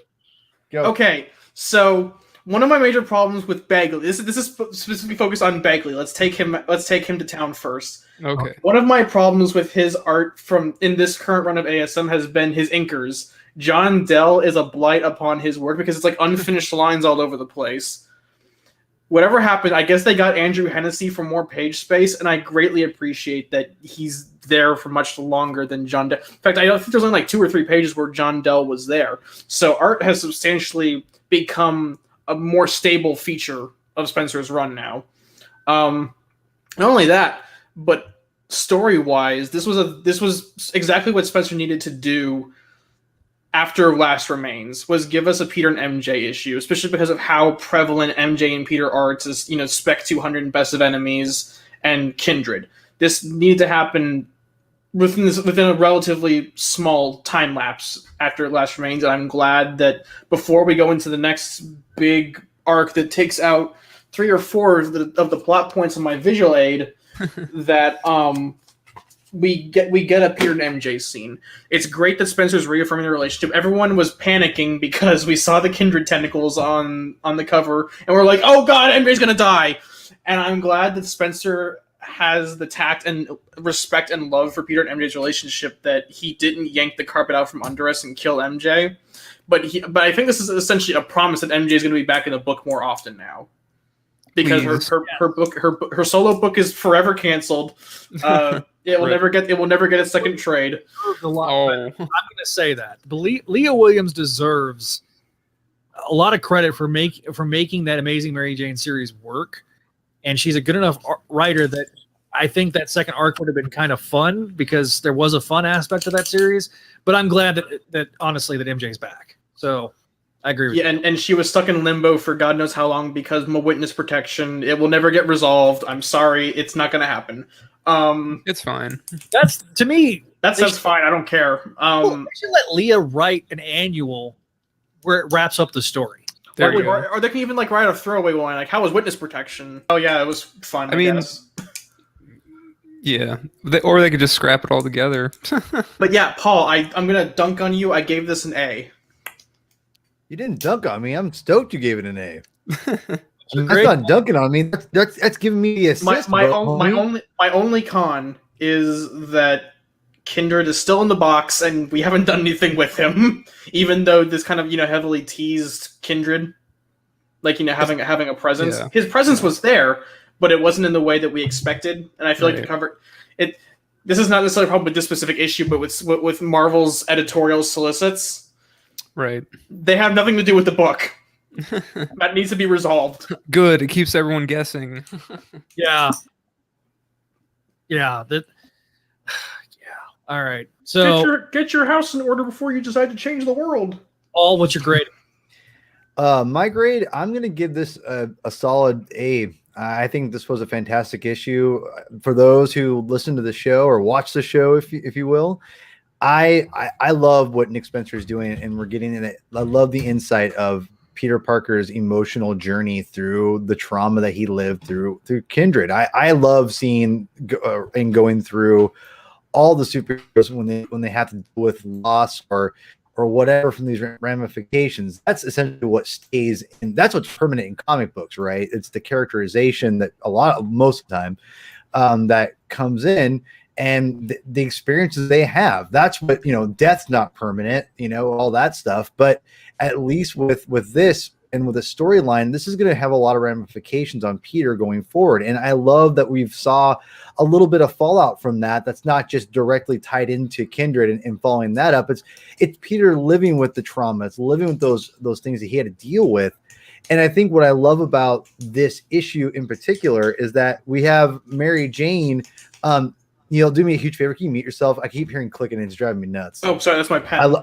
It's all good. I love you, bro. I have ADD. It's a habit. I do it. It's like it's a tick. So hey, I love you, homie. We're good. We good. No. But anyway, but yeah. So I pretty much I love the fact that we get to see Mary Jane and Peter come in and just have that relationship. We're seeing them kind of build off each other, at least at this point in their relationship. And I really liked seeing Peter kind of just vent out. I mean, we haven't really seen that. Peter is not really someone who likes to go and just kind of vent his feelings. And I love that Mary Jane recognizes that, and that's his soulmate, right? That's probably the one thing that she knew he needed to do, and she got him to do it. And though it's a little bit dramatized with this whole, let's go to my old theater. Oh, sorry. See, I'm an idiot. Sorry. I'm like complaining to Neil, my ear and doing all this, or whatever. Sorry. I'm doing lab. Okay. Yeah. So, but though that's a little contrived and a little too over dramatized for me, a little bit. That's again minor con. I still love the effect it had on Peter. I love the result that we got from it, and it was really nice. Seeing him kind of vent out, and also the fact that you get to see that there's, Peter doesn't really know what Kindred's talking about necessarily. So there's something going on, and there's that whole connection at the very end with Mephisto. Is it one more day? Is that what Peter's feeling? Is the guilt from that? There's a lot of, you can play off this that I like where Nick's going with it. And I'm ashamed to admit this. I know me, Neil, and Kelly, we talked about this after when we watched that documentary after you got off, Zach, but I haven't read the Mary Jane series. And I know Leah Williams wrote that. And I'm a little embarrassed because I was a little confused at the end of this because I didn't read that series and I didn't realize that the Mysterio and her were still working together, and she knew that. And I was a little confused that maybe Mysterio, does he know that Peter in Spider-Man? I'm a little confused now. So that's what it seemed like to me. So okay. It does feel implied. Yes. Right. No, that and if anybody's going to give that mystery away to Mysterio, it would be Harry, right? Because he's done it before, right? Well, but in the past, well, he didn't necessarily give it the whole slice of the pie away. He gave that Peter Parker had a connection to Spider-Man, to the Chameleon with the robot parents, but oh God, it's a bad story. I think that Harry would give Mysterio enough rope to then he would give Mysterio the stuff he needs to connect it together. But here's the thing, though, guys. Just like how it's teased at the very end of this comic book, is it all Harry, or is it a demon that is pulling the strings. That's what you have to realize. Also the people who were saying or taking Mephisto at face value when he says, "Oh, I've never heard of Kindred." This is the devil. Devils lie all the time. Do you really think that he's going to look at Doctor Strange and say, "No, I definitely know"? You think he's going to be like 100% honest when he says, "Oh, I don't know who this demonic entity is"? Do people really take him at face value? Yes. Listen. When it's not Joe Quesada talking through Mephisto, you don't take anything that Mephisto says. Okay, hold on. Adam, I apologize. I'm almost done here. I want to say this for the record. As someone who didn't love the idea of dissolving the marriage, okay, and I know a lot of people complain about the Dan Slott era and all that bull crap, whatever. The thing is this.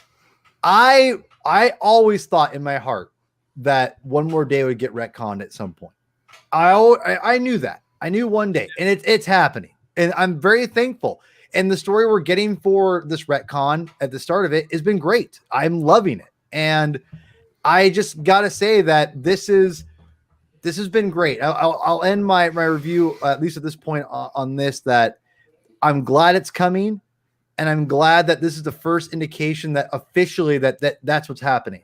And I for one am excited. And you know what? Nothing lasts forever. And I knew this retcon wouldn't last forever. So it's very much. I'll say this, Zach. How I first discovered you guys back in the day around One More Day. And it's only fitting for me to now come full circle that I'm podcasting with someone that I used to listen to about One More Day, about the end of One More Day. So it's cool full circle for me. And one last little tidbit. I love the fact that there is an indication that this is more than just Harry Osborn. We already knew that, but this is what's being downplayed. It's more than Harry. It's a demon. This is a demon inside of Harry that is, I think, corrupting him. It's not Harry directly. And I'm going to say it now. What's going to happen after this whole thing is said and done, Harry will not be, it'll be not completely Harry in control. It'll be at some of those things will be Harry, like some of his emotions. And Peter and Harry will have to deal with the fallout from this whole story because Harry can't be held responsible, but it's going to affect the relationship, which will then thus return to be Green Goblin. Glenn Gorblin. All right. My one thing that I did want to point out, what I think is also happening in this issue. Where is Mephisto at? The casino. He's at the hotel in Las Vegas. He's at the Hotel Inferno, which, if anyone remembers, Damnation was an event that Donny Cates co-wrote with, say it with me, Nick Spencer. Okay, so I honestly thought Which in my head, very good, by the way. I honestly, it wasn't. I can tell you the Scarlet Spider tie-ins were kind of crap. No offense to Peter David, but they sorry, but they were butt. The whole thing was bad. But I'm going to say this. I honestly thought that maybe Mephisto had brought back Foreigner because Foreigner was dead, more or less. That would have explained how Foreigner was alive. And so in my head, I immediately, when I saw the casino and stuff like that, I was like, oh, is he tied to the Foreigner stuff? I don't think so, because does that tie? I know people were thinking like it ties into the palace with Chance. No, I think like current Marvel continuity has it that Mephisto's basically set up shop in Las Vegas, Sin City. Which, as somebody that once hit out on Slam and did a podcast live from Sin City, I can understand that. That's a crawl space reference. It's okay. Like I say, look, I agree with everybody. SoFlo gave it an A. All right. Am I keeping agreeable, Adam? Am I keeping the grade A? Go for it, Adam. Yes, I gave it an A. I liked it a lot. What do I want to say about it? Well, I guess I really like Bagley's art in this. I think he killed it this issue, man. Like, Wow. And what I really appreciate, this isn't really a knock on anybody, but he could have copied and pasted the same Peter face multiple times, but he didn't. And I appreciate that he went out of his way to really, give him different, 9-panel grid. Yeah, different, just the body language, the facial expressions throughout Peter's monologue. I thought that was pretty cool. I like that Mary Jane's back. I want Mary Jane in the book more, just because I don't know. I just like having her around. I like their relationship. A lot of us do. People watching and listening, and us here. I know we all like her around. I kind of just want her around more, and I'm hoping that we do get her as a more constant presence now that she's back and that she's going to stay. I like that, we had, I had the feeling this was going to be another kind of interlude that was, dealing with, Peter's emotional state, but this time with Mary Jane instead of punching out the inner demons. And I think that's good. I think, we got the Spidey action in the last two-parter of him punching out his demons, if you will. And now we got him, monologuing his true feelings, which he needs to do because, as he said, he was killed many times, and you don't really bounce back from that easily, I would imagine. I really liked that Doctor Strange called Peter a good friend. That hit me a little bit. Like, I was like, oh man, he cares about Peter, that was just nice to see. Like, it's gonna be, the thing is with what's coming up, I'm gonna say next year, because guys, guess what next year is? The 60th anniversary of the publication of Amazing Fantasy 15. So I wonder what would be a great milestone event for that anniversary year. Hellfire Gala. Yeah. No, that was 2 weeks ago, but it hasn't come out yet. Oh, well, I was thinking Marvel Insider was doing like a poll thing, like you're invited to the Hellfire thing. It's like vote for your X-Men. That's not on topic though. But anyway. Radiac makes a good point in the chat that like the Peter monologue was incredibly meta. Like at the beginning of at the beginning of Spencer's run, he had like a really meta statement about like how he needed MJ, and now here he is like, he did it again. I want to be married. I want to have kids, but I keep running around in circles. Please God help me. Oh God, status quo. Please, Nick Spencer, help me. Give me the Ben Grimm Alicia treatment. Yeah, I think the next year is going to be really exciting. And especially the anniversary year. Like, unfortunately, I think we are possibly going to have to wait until next year for this to actually be done. But we've got the Kingpin arc coming up, which I think is going to be really cool and really fun. If you've looked at how Gleason has drawn the new suit, you'll notice that he got rid of the Funko Pop eyes, which I think maybe people might like better. I just realized there's a black and whites cover for the Gleason cover for ASM 62. Hang on. And I don't know. It's a really nice issue. It's a nice kind of refreshing, cathartic issue. Stuff is being addressed that people were like, okay, people were thinking, oh, we haven't been addressing what needs to be addressed, and stuff is coming back into play. And I don't know. I think we buckle up, because it's going to be quite a ride. I agree, Adam. Yeah. One thing I want to add, if I may, Zach, about the meta comment was, I personally think that was a great moment. And and it's not just because it was meta, but I think that because Peter represents the everyman, and a lot of people like myself want to have children. They wanted to have kids, and I can personally to get super like deep here, but I'm going to. I can personally totally understand where Peter's coming from. When you're a certain age and you don't have like what you kind of thought you'd be at by that point, it's weird and it's kind of depressing. And it's like, man, like, what does that mean about me? And I love the fact that Nick Spencer is putting that on Peter, because that's what Peter is, and I think they wanted to keep Peter like 23, 24 years old, but I think the best example, and I got to give DC a lot of props for this. The best example, I think, for I think all what we can show that being married and having a family doesn't make the character worse. Look at Superman. I mean, the new show that just came out. I mean, everyone loves it pretty much. Everyone loves it, and everyone's accepted Superman and Lois Lane being married. Like, no one's like batted an eye about it, and no one really cares and doesn't look at Superman as like, oh, I can't believe Superman. He's married and has a kid. Oh my God.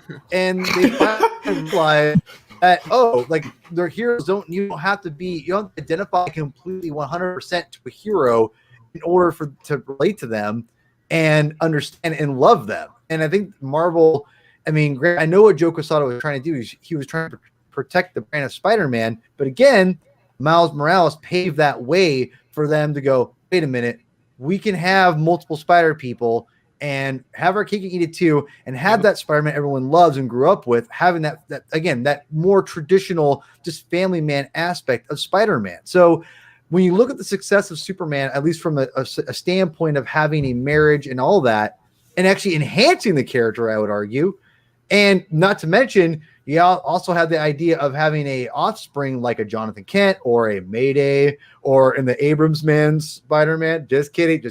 Anyway, I know Zach's going crazy here. Zach, you want to? Man, oh, don't do it. Don't do it. I know. I just want to say that line, I really appreciate it. I know everyone maybe who reads Spider-Man right now has a family or even cares about having a family, but someone who did and felt those emotions that Peter did, and I think a lot of people out there do, or at least at some point in their life, want to have a family, they can relate to what Peter's saying here. I think it's a big deal. So I really appreciate it. That's probably my favorite part of the book, besides the major reveals. So yeah, I wanted to say I think it's really cool that I think it sounds like Marvel could be headed the way of the modern day Lois and Superman relationship, which is awesome. One of the few things that I feel like DC's gotten right over the last several years was Rebirth, and that bringing Superman that status quo. So let me take the reins of my review, because nobody's gotten my grade yet. Uh-oh. Okay. Here we go. Drum roll, please. A+. Whoa. Oh! It is an A+. Whoa! Yeah, I loved this.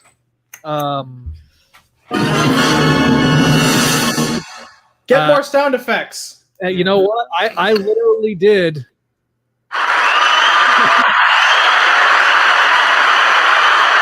The entire time Peter was giving the monologue, I was cheering. I'm like, thank you. Thank you. Thank you. This was the flash-shattering moment for me, because we've been kind of spinning our wheels for the last several issues. Peter needs this. Did several things. Number one, it reinforced what the hypothesis of this entire run is, which is Peter needs Mary Jane. He needs that person in his corner. Yep.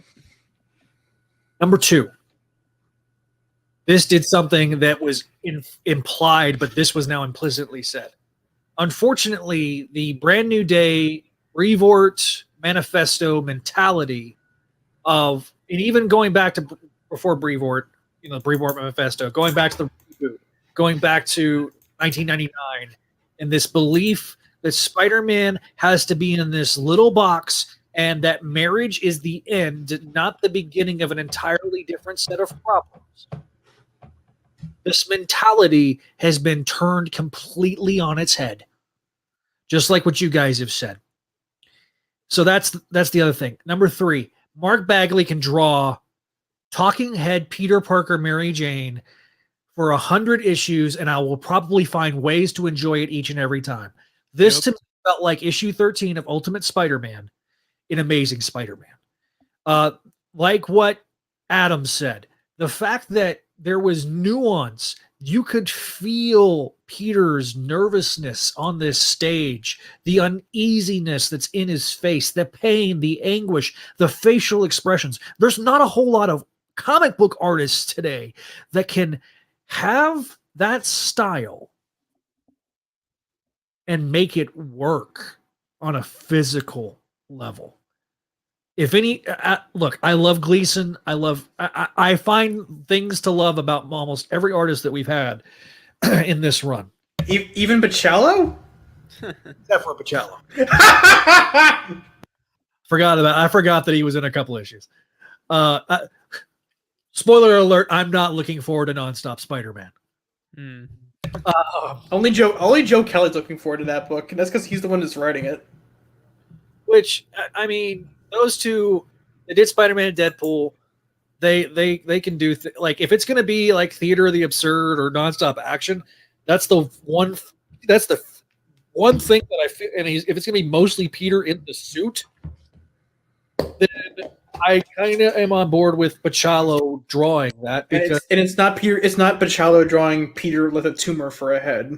Yeah, it's not Lumpy McLumper pants. Baccello and McFarlane have the same issue at times. They are great drawing superheroes, drawing non-worldly characters, but when you try to get them putting like humans in there, they look weird. Okay, is it like Ramos? Yeah. Ramos just has a very angular way of drawing humans. So it's the stylistic choices that Ramos. But I also would argue that when Ramos is not sitting there waiting on a particular writer to send him pages, and he's not sitting there twiddling his thumbs and trying to get a deadline out in the slimmest margin of deadlines to ensure that the book comes out on time. Then maybe, because I'm sorry, but look at Ramos's work with Spencer and in other places versus what he did with other writers that have a hard time getting those deadlines in play. I'm not going to say who it is, but we all know. Watch 616 and you'll understand what I'm saying. Which I feel for the guy. As somebody that's had writer's block, I can understand. But all that being said, this was another meta commentary where Nick Spencer's using Peter to voice the frustration that Peter should have. Peter should be frustrated. As somebody that was 27, 28 years, 20, 25, 26, 27 years old myself, not that long ago, all my friends were married. All my friends had their careers. All my friends had their spouses. They had their houses. They had their cars. They had their American dream in place. And until I met my ex-wife, I honestly was at the point where I'm like, what am I doing with my life? And that's where Peter's at right now. The crisis of confidence. And that's what we're seeing, is that Peter Parker's been shaken to his core. And instead of trying to just tell you he's shaken to his core, they've been trying to show you over the last 15 or so issues that Peter's been shaken and been broken emotionally, spiritually. But there's a light at the end of the tunnel. The Doctor Strange scene was great. I like when he writes Doctor Strange. I like when he writes Mephisto. Look, it's been implied for months that this was where we were headed. And in the past, Marvel has had this history of implying things. Baby May! And then never pulling the trigger. Well, they pulled the trigger today. I think Spencer just stepped over the line of no return. Look, the third rail has been touched, Definitely. Now it's time to it's time to put our big boy pants on. It's time to address this. Instead of sitting there skirting around it, trying to come up with rationalizations to not have it be in existence. Omit the entire point of Omit was to try to write the Mephisto aspect of this Faustian deal. It was insulting to the readers. And it was insulting to longtime readers. It was kind of insulting to newer readers because they're like, what the hell is this? Why are we getting this? If you just started, think about this. When by the time Omit came out, and we'll cover this in the slot debates a little bit, because Omit was not written obviously by Dan Slott, so I'm not gonna get into it the way I have in the past. And if you know where to find those episodes of Crawl Space, go check them out, because I talk about this fairly extensively. But when you think about it from a new reader standpoint, if I started reading Spider-Man at One More Day and had been reading all the way through for almost 100 issues, and then we get to Omit, and you get this side quest as to this, Doctor Strange, Power of Love, Mary Jane, Peter Parker thing, where you do a hatchet job to the annual and do some editing to it to where it make it fit. It was a story to address the continuity, but then you wanted to do continuity-free stories. It was diametrically opposed to what was going on at Spider-Man at the time. With Nick Spencer, it is pointing out that with this writer, continuity matters, and we're seeing that continuity mattering. The kids that grew up in the late 80s, early 90s, they're no longer kids. They're adults, and they're writing comic books right now. Okay? Donny Cates, Al Ewing, Nick Spencer. That generation of writers grew up not in the 70s, not in the 60s, but in the 80s, the 90s, even into the 2000s, where continuity was king.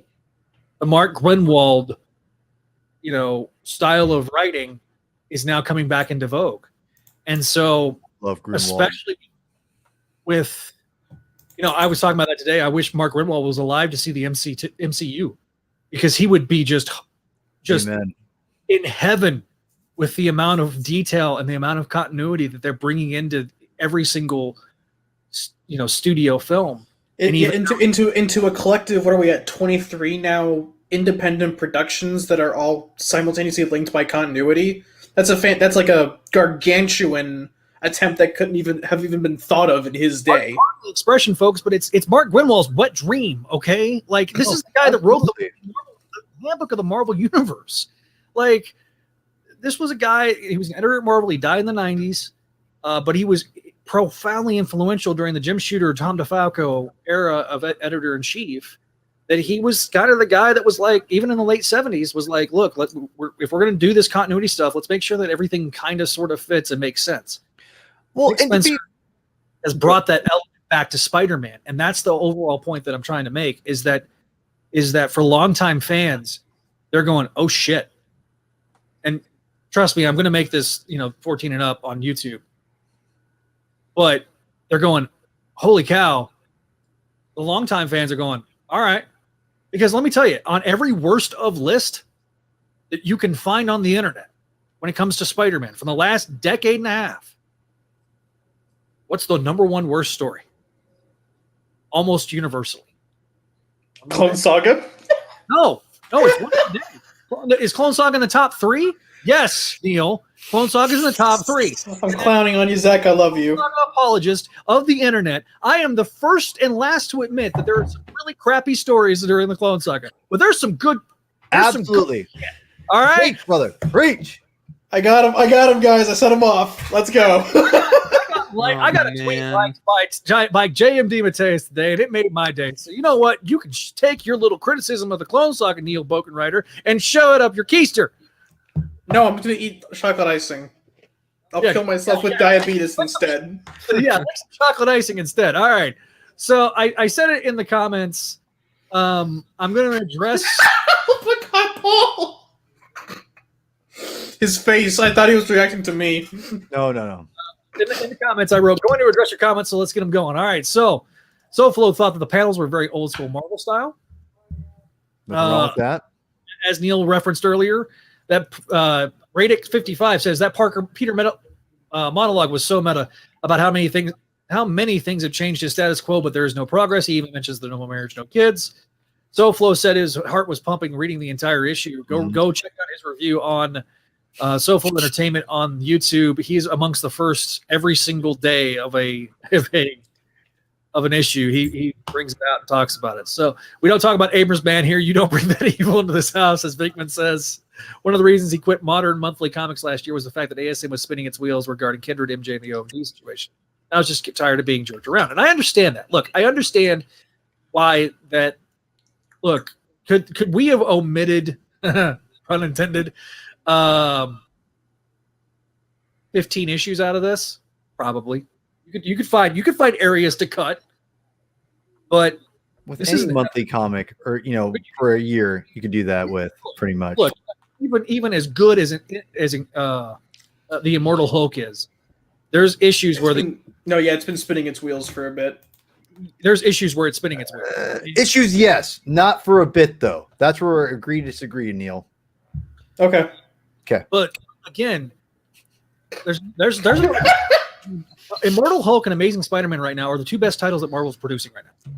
And some people could argue Venom, but again, Venom spun its wheels, and it was basically like I gave up on it. I mean, Neil literally dropped Venom. It's overrated. I know, but it's been delayed, so I don't lose anything. Well, no, I'm saying the whole. I think the whole Venom series is overrated. It's not bad. It's not that good. But to offer a counterpoint, can I offer a counterpoint real quick, Zach? Sure. Is that people who say like, oh, it's not a huge deal because ASM and Immortal Hulk are ongoings? I think they're forgetting that like we live in an era now where comic sales are like dependent by the issue. Like some books only last up to like 2 trades, like 12 issues at most. Yep. So like in this age, every issue matters. So when you feel like you're being jerked around and not getting a whole lot of payoff per issue, you start to feel that, especially because inflation has bumped up each issue like $3 or $4 a pop to $4 or $5 a pop. So I completely understand why people feel like they're being yanked around and wasting time. Like if they feel like they can cut that 15 issues of fat to get more story out of it, I completely understand. And sometimes I even feel like I'm agreeing with them. Yeah, well, look, I mean, they're trying to balance the rapid release of trades along with monthly titles. And it is a very much a balance. I am so happy that Bendis is not writing this story. God love me. Look, I love Ultimate Spider-Man. I still have my entire run of Bendis' Ultimate Spider-Man. It's still, carefully preserved in my box. But I have all of the Peter Parker Ultimate Spider-Man run.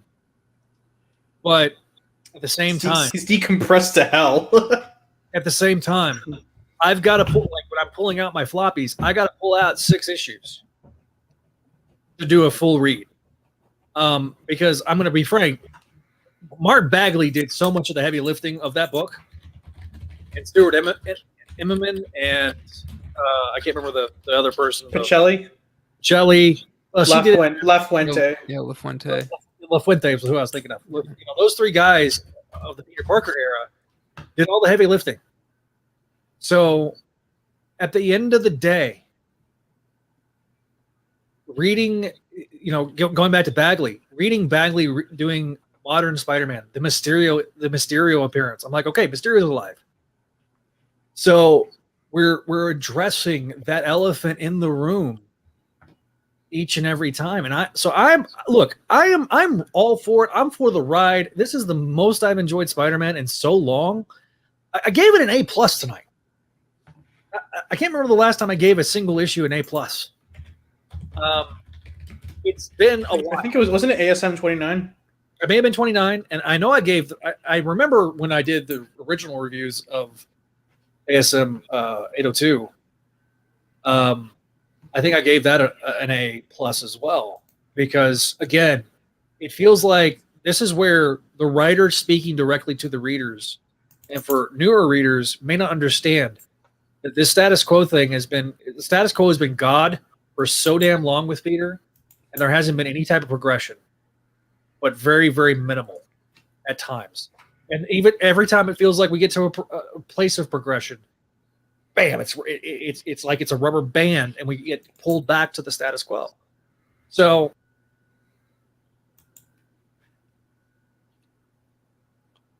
Zach, you're muted, or you're Zach, your audio's gone, bro.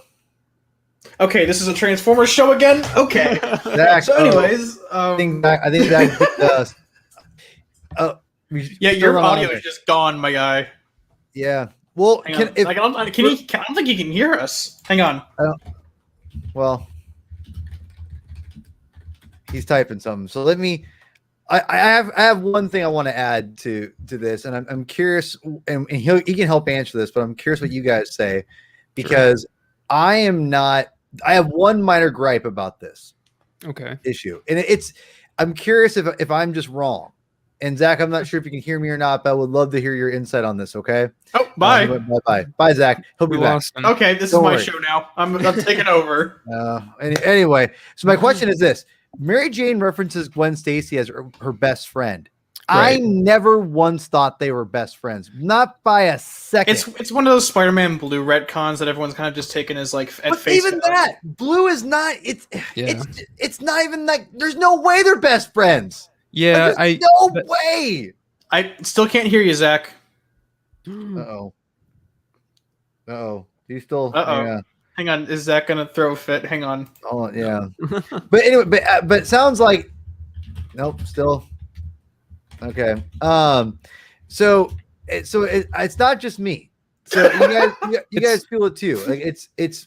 So you think that Gwen and Mary Jane were definitely not best friends? That's not. I mean, they were friends. They were best enemies. Like they were frenemies. Yeah, they were more like frenemies. frenemies more than anything. Yeah. You had more of a Betty Veronica thing than Yeah, people usually say that too when they talk about that. It's one of those things where like it's simple to say that, oh, she was my best friend. Well, why was she your best friend? It's because like it was the supporting cast the cast was Peter, Gwen, Flash, Harry, Mary Jane. They all hung out together.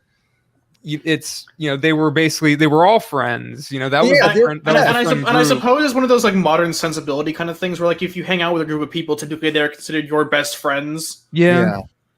I guess I don't know. I just consider that like from a modern sensibility when you hang out with people in college, typically it tends to be with people you explicitly refer to as your friends.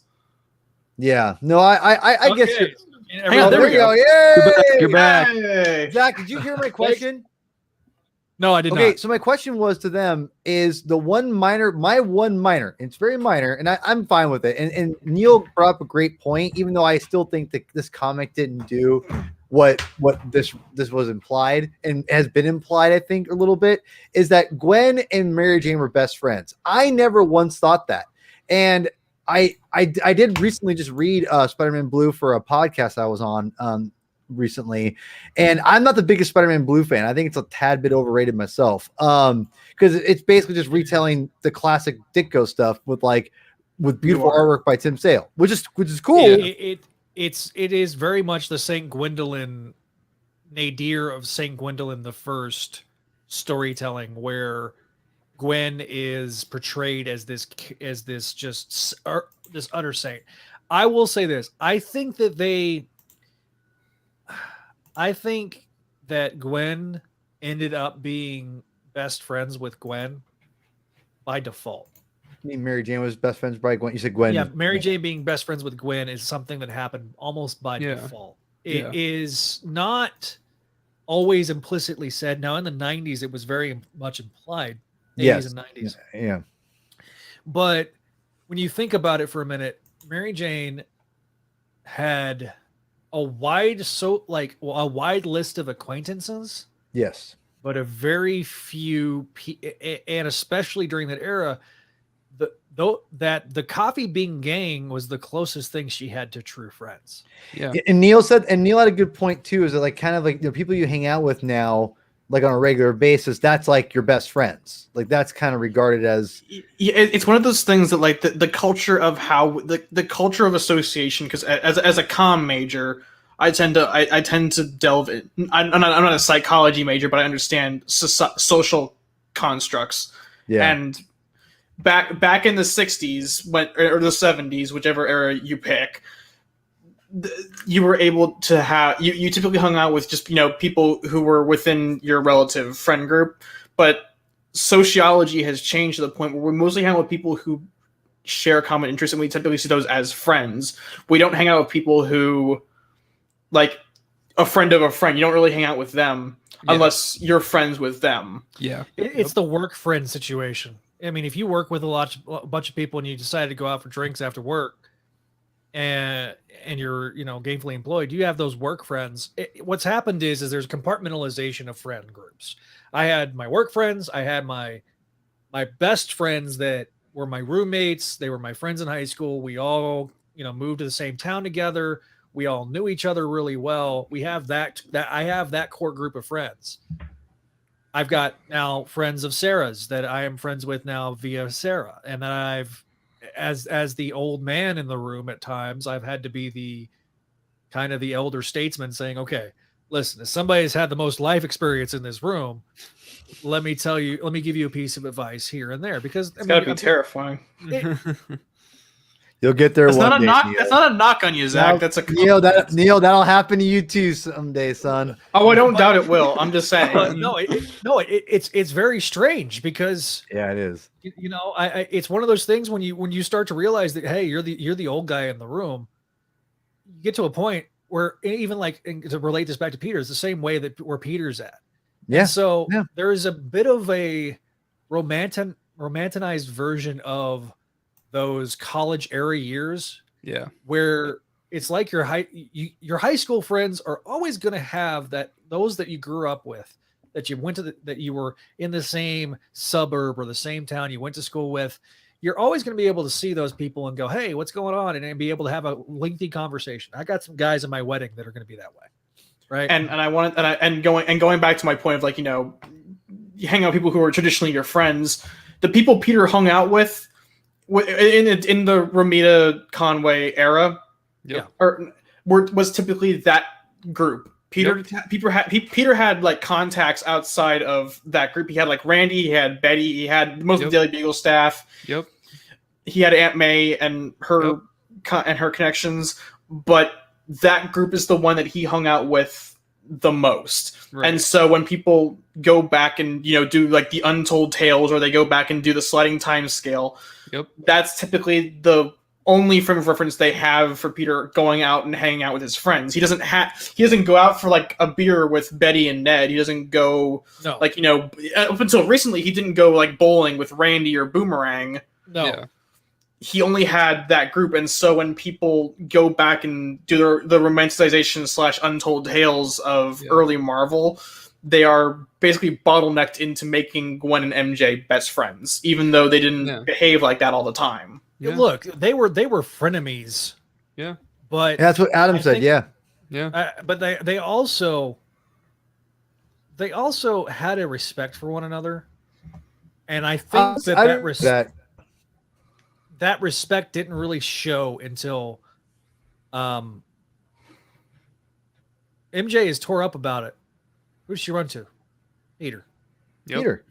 And then Peter literally just gives her the most withering, bitter, angry response. And what does Mary Jane do? She shuts the door. She consoles him. And that's where their relationship. That was one of the best Spider-Man moments ever. Yeah, it's an all-timer. It's an all-timer, and a lot of kids don't understand how important that page was to Conway's run. I mean, that's what part of what killing Gwen off was building to, was that one page. Those 3 panels, right? It was those 3 panels. Yeah, it was fantastic. Was that Andrew or Gil Kane? No, that was Gil Kane, and it was Gil Kane and Romita redrew it because the original page was different. The original page like ended in a big panel of it was a close up of Mary Jane like hugging Peter, but that didn't make it. It what made it was the closing the door. Yeah. Closing the door. Romita was inking over. Fangman asked what's wrong. Something fell out of my closet, and I'm terrified to go find out what that was. It's a ghost. It's my skeletons. Uh-oh. Go ahead. Needless to say, I mean, because we're almost at the 2-hour mark, and which I'm going to say is highly impressive. That's your fault, though. But listen, hey, I talking about Spec Spider-Man. You don't even have a whole we've been talking an hour and a half about. Okay, I'll tell you. Movie let me comic. explain. Let me explain here at the end of the episode why I did the Spec Spidey thing the way I did it. I did not want the finale of Spec Spider-Man to become about the hashtag. I Right. wanted it to be a celebration of the final episode of Spec Radio, the final episode of Spectacular Spider-Man. Hey, it's your show, Holmes, and I love it. So Well, I I feel like for the listeners to understand why we did that first section tonight, it is important for me to make that distinction. Yes, there's a whole Spectacular Spider-Man show, but I mean, look, if there's a pertinent Spider-Girl thing or news, I'm gonna cover it here because this is the flagship show. This is where this is the nexus of the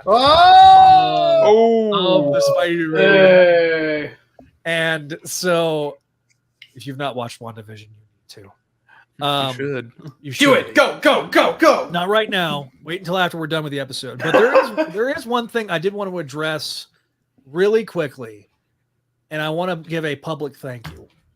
That's why Ron Friends is awesome. And as I pull this up, I'll kind of set this up. Back in October, we did a contest, and our good buddy Vinkman won that contest. And today, he posted on Facebook something that came in. And I shared it on our Facebook page. And if you haven't gone to our Facebook page, go to facebook.com/Spideydude Network. For those that are listening to the audio version of the podcast, I am going to apologize once again because I'm going to bring out some visual aids as I've done this entire episode. So on the Spideydude Radio Network Facebook page, if it will pull up, as Sarah is sending me TikToks to watch later. Crazy kid. Vinkman got something in the mail, and I wanted to share it, and I wanted to share it to everybody that's watching us on YouTube. And you can watch. I'm going to read it out loud for our audio listeners, but I wanted to show it to everybody because this is really insanely cool. So. All right, he says. So this showed up in today's mail. For context, last year, Spidey.com, home of the Spidey Radio Network, was hit by a massive malware attack. My buddy Zach Dusty Joyner needed some financial help to get it back up and running. And while looking for donations, the legendary comic book artist in front of the website, Ron Friends, offered a free commission to draw a 9x12 black and white Spider-Man sketch to the two highest donors of the fundraiser. Guess who was one of the top two donors? I'm very grateful to receive this, especially because I really wasn't expecting anything in return. Thank you, Ron. I'll be getting this framed as soon as possible. And it's a picture of classic Spider-Man coming right at you. Like web pits. Love Web it. pits, With Sarah. web pits. With So web good. pits. It is a beautiful, gorgeous piece. And you can find it up on Spideydude. And then also, Chris Folia was our other winner. Yep. And I have his piece, or a picture of his piece. I don't have the piece itself. So let me pull that up right quick. Well, I've got, and there's a story behind this. It's the Buzz, and that is Ron Friends' cat Sprinkles. So yeah, we joked Buzz with is the Ron. M2 character, right? Yeah, Yep. This is an MC. This is the Buzz. It was a 3-issue miniseries in the MC2. He is a character that shows up like you got that first trade, right? Yep. Okay. Volume 2, he's going to show up in Volume 2, issue 19. So if you get Volume 2 of the complete collection, Buzz will be there. It was a 3-issue miniseries that Ron and Tom did. And his design is very much a mix between the Human Fly and Yellow Jacket. And so that was his favorite one of Chris's favorite MC2 characters. And then we had Sprinkles thrown in there for good measure. So that was that. So thanks again to May I Chris for know his help, too. this goes without saying, and I know like he's a friend of the show, and I don't know Ron at all. I don't think we've ever talked to each other. But I have to say that I think him and DeFalco are just so criminally underrated in the comic book community. It drives me nuts that people don't talk about him enough. And I just, and then not just Spider-Man, like their Thor run is fantastic. Like Ron Frenz is just such a throwback, and I don't mean that in a bad way at all. He's just so classic. He's so good. And I love the way he draws Celestials. And I mean, his Spider-Man run is, again, it's crazy to me that people don't talk about him more. And I think it's awesome that he has helped the site out. And I seriously, I would say this, whether I was on the show or off the show, it doesn't matter. Ron Frenz is a animal when it comes to drawing comic books, and I just have so much respect for him. And I just want to say thank you just for the fact that he's given us great work and he's willing to donate his time to help Zach out. Like, that's so rad. Like, seriously. Yeah. My biggest lament is that Mayday Mondays is not back up on the site just because of that last interview we did, that last episode. It was such a treat and a joy. These guys understand the medium of comics. They understand the storytelling aspect. You can pick their brain. We're going to do something for Make Mine Mayday soon. I don't want to give anything away yet, but if you follow us on Twitter, you might get some hints as to what me and Kelly are talking about. Hints. Good Lord. That's no, I like that. That's great. Hands. I got some hands. And I want to say too, I'm not sure if I read it, if I said this last time, but I read a Marvel team up issue. I want to say it's issue 101, where Spider-Man and Machine Man team up. It's written by DeFalco, and it's so good. Like, it's straight up so good. The art of the 22-page comic book, that DeFalco kills it. Like, he knows exactly what needs to happen. Go listen to our Make My Mayday episode. I've listened to that a number of times, actually. When we talked about J2, the background of Tom DeFalco is that he before he was at Marvel, he was at Archie. Mm-hmm. And understanding the 22-page book, I think that Archie background, he can write those very classic. He can write comedy. He can write drama. He can write melodrama. He can write big bombastic stories. And I remember in one of my first times interviewing him, way back in 2007, on Crawl Space, it struck me that he's like, I still go to writing classes. Yeah, the greats never stop learning, dude. The greats never stop learning. Granted, is he more or less retired? Yes. Is he enjoying his retirement? Yes. Until Ron drags him out of retirement for something, he's more or less time to do our creator own, guys. But I mean, love that. I would kill for those guys to do that. Well, I mean, they brought Tom to do a couple of like one-off Spider-Man books, in the celebration of the 50th. I'd love to see Roy Thomas, DeMatteis, Mackie, Zago, all these guys come back. How would you feel? Just real quick, how would you feel like for ASM 1000? Because we're getting there. If we're going double speed, we'll be in there in 3 years. That's insane. Yeah, 900 will be next year. No, wait, hang on. No, wait. 6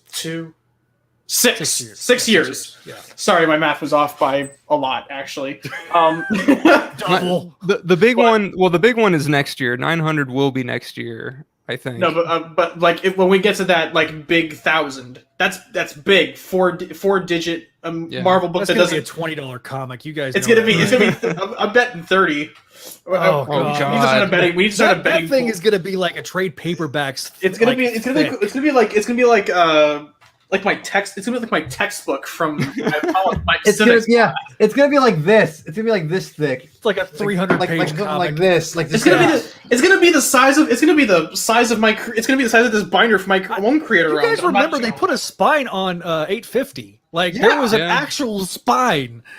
So like I can't. But like, wouldn't it be cool if we got every living ASM creator to do like a trade size, not like the size of my creator owned binder, but like something that size. That would be really insanely cool. Great for everybody to go in and write, with and bring guys like Ramita. Now, granted, like Ramita Jr. I think is still exclusive to DC right now, but He can Bring- stay there. Bring in Ramita Jr., bring in Bagley, bring in I know Stephen Butler would probably come back for a spell.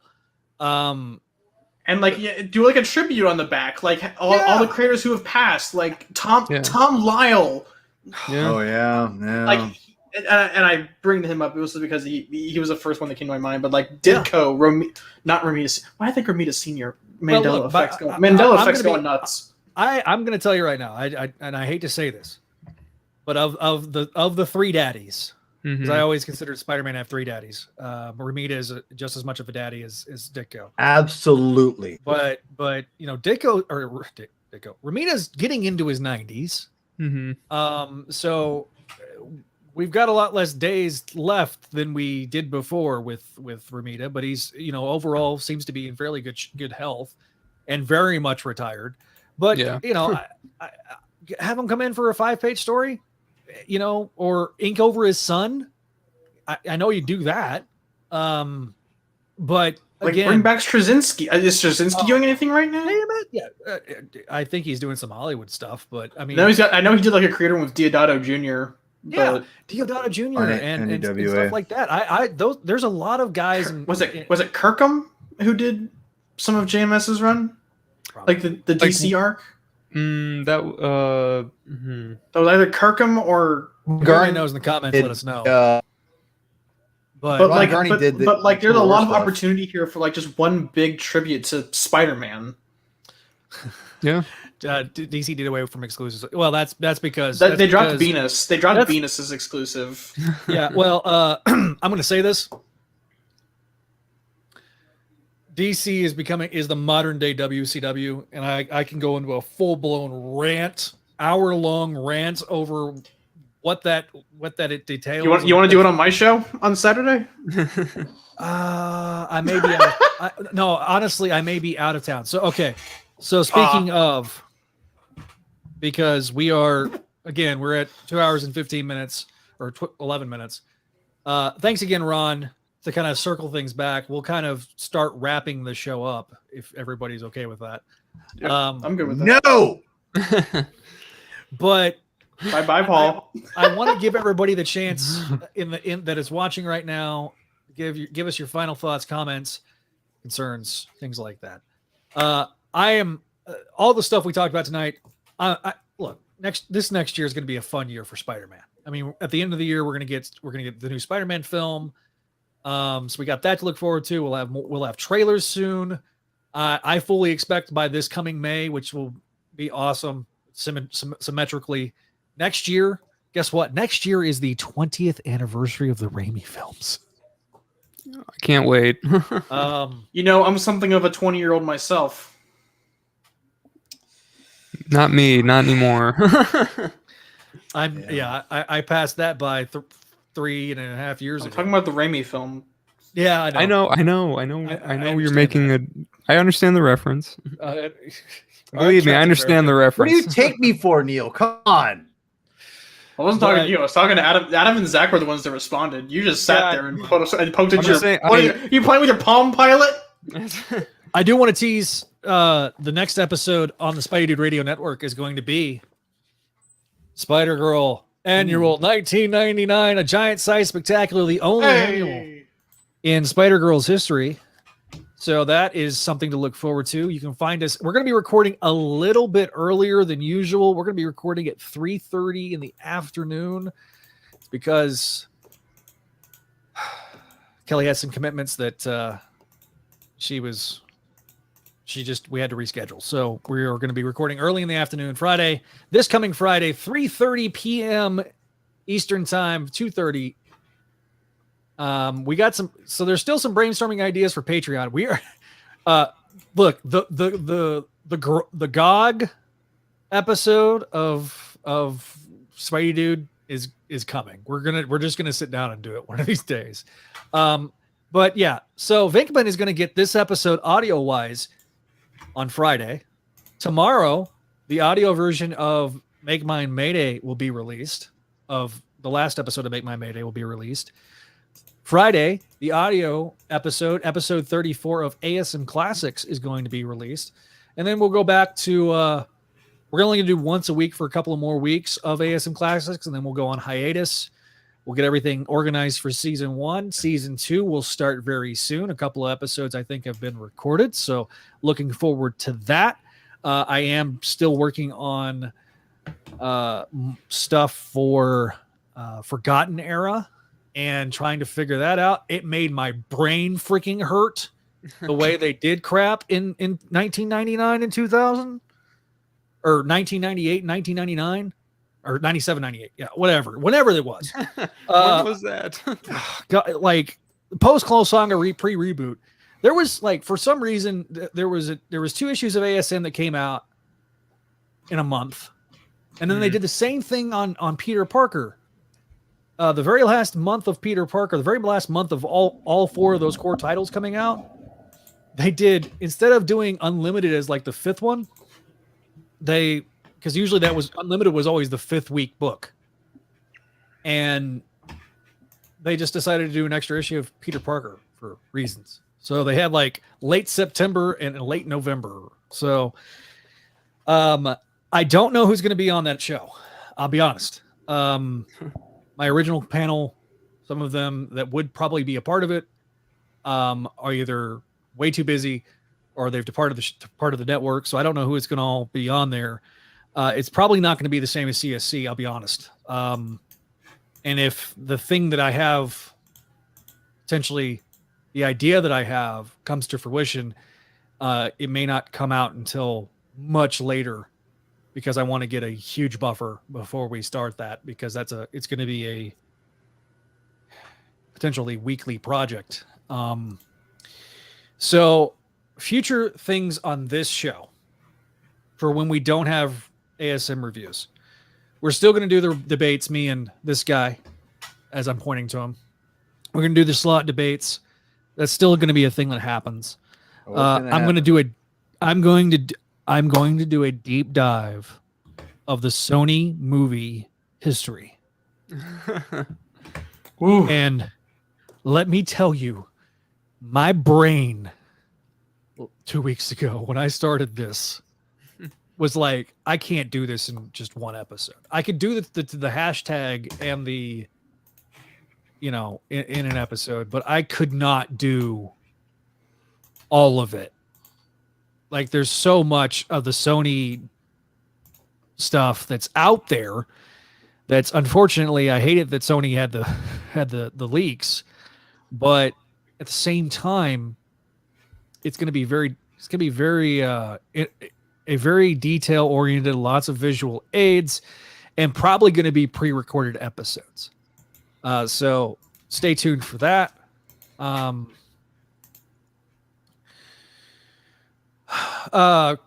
right. So Parker Luck, Matt Boyd, do you guys know if in other media that Spider-Man will be married in the likes of prose novels or movies? I don't know if there's any new prose novels. I know in the 90s there were. There was a Miles one recently, but I don't know if he was married there. I'm gonna pull a Wanda Maximoff right here. No. Slot debates. The slot debates sound like they will be fun, and the Sony movie history will be an interesting. Yeah, I'm gonna go. I'm gonna reach out to Sean Howe and see if he can offer any insight from the '80s stuff, and where I need to find it, where I can find it, just so that way. I want to be as accurate as possible. So those are going to be, like I say, long form videos that we're going to do here on the Spideydude Network. I don't know how I'm going to shoot them just yet. If I'm going to use the webcam or if I'm going to use my phone with tripod and do some things stylistically a little differently. But all that being said, I'm very excited about the future of the site, but we do still need your help, and that's one of those ways you can do it. It's Patreon. Patreon.com/Spideydude Network is the place where you can help us out. Of course, let me. Sorry, I was not. I thought I was still sharing. I thought I still had my screen share. There you go. So. Patreon.com/Spideydude Network is the place you can do that at. So Before we get to all of that, though, I want to let our affiliate podcaster plug your show for this week. They're Yeah, so we have so to make sure that everyone has their platform, I will be moving the Bogenrieder Variety Hour, our buy or try weekly show where we talk about books that aren't just Spider-Man related. It's a Saturday at 8 p.m. Central Standard Time. This week we're actually doing our first books that are not related to Marvel. So we'll be talking about the first issue of Matt Higgins and Marcelo Costa's Radiant Black. Ooh. Kieran Gillen and Dan Mora's Once and Future. And Nice. more specifically, ASM 60, outside the confines of this show, and I believe ASM 59, Guardians of the Galaxy number 11, Iron Man number 6, Sword number 3, and X-Men number 18. So I don't do Batman anymore. I might do Far Sector once it's done, but I might do Bendis' Justice League. But right now it's mostly Marvel and Image. But yeah, at 8 p.m. Central Standard Time. So if you're on the East Coast, it's 9 p.m. 9 p.m. Eastern. And if you're Central. and if you're in the Washington, California area, it is 7 o'clock. It is 6 o'clock 6 p.m. 6 p.m. Pacific Saturday night. Standard Time. So Bogenrieder Variety Hour is going to be on Saturday nights for the foreseeable future. Make Mine Mayday will still be on Fridays, barring anything unforeseen like me, I don't know, getting deathly ill the day before we're supposed to record. Or Snowden. And then, Snowpocalypse. The perfect, there's going to be a movie with this. The perfect storm. Michael Bay is going to make a movie out of this. It's going to be in poor taste and it's going to be horribly made, but it's going to be made. I saw a meme about the Day After Tomorrow Texas edition, and I'm like, yeah, that's what it is. Oh yeah, when I was talking to McNulty, I was like, man, Roland Emmerich was not wrong at all. So he was right on the dot. Listen, it was an absolute pleasure having everybody on, but yeah, no, check out Bogenrieder Variety Hour. Check out Make Man Mayday this coming Friday. I always appreciate when guys like Paul P-Thug show up and to learn more. And again, like I said, we're covering the annual. We're going to talk a lot about the first year of MC2. We're going to take your questions, your comments, and kind of do a bit of a Q&A. So check us out Friday night. It's going to be Friday afternoon, 2:30 p.m. Central Time, 3:30 p.m. Eastern Time. So with that, I'm going to wrap this episode up. Thanks for watching. Thanks for listening to the Spideydude Experience. Once again, if you want to be a part of the program, you have a way of doing so. You can go 818-925-6631. That is the voicemail line for our radio network. Patreon.com/Spideydude Network is the way to help us out monetarily if you like this show. Be sure to also give us a like, share, and subscribe on YouTube, or if you're listening to this on the audio version, thanks for listening. Leave us a review on your favorite podcatcher. Tell us how we're doing. Tell us how bad we are. Tell us how good we are. We will take any and all feedback, and we're going to read it and discuss it here on this very program. Thanks again for watching. If you are watching us on the YouTube, Facebook, or Twitter, you always go to YouTube and Facebook, and you can keep up with everything that way. YouTube, of course, but also Twitter @Spideydude Radio, Facebook @Spideydude Network as well on the Instagram. Follow us on all those social media platforms. Thanks again for watching. Thanks again for listening. And we will see you next time here on the Spideydude Experience, only on the Spideydude Radio Network.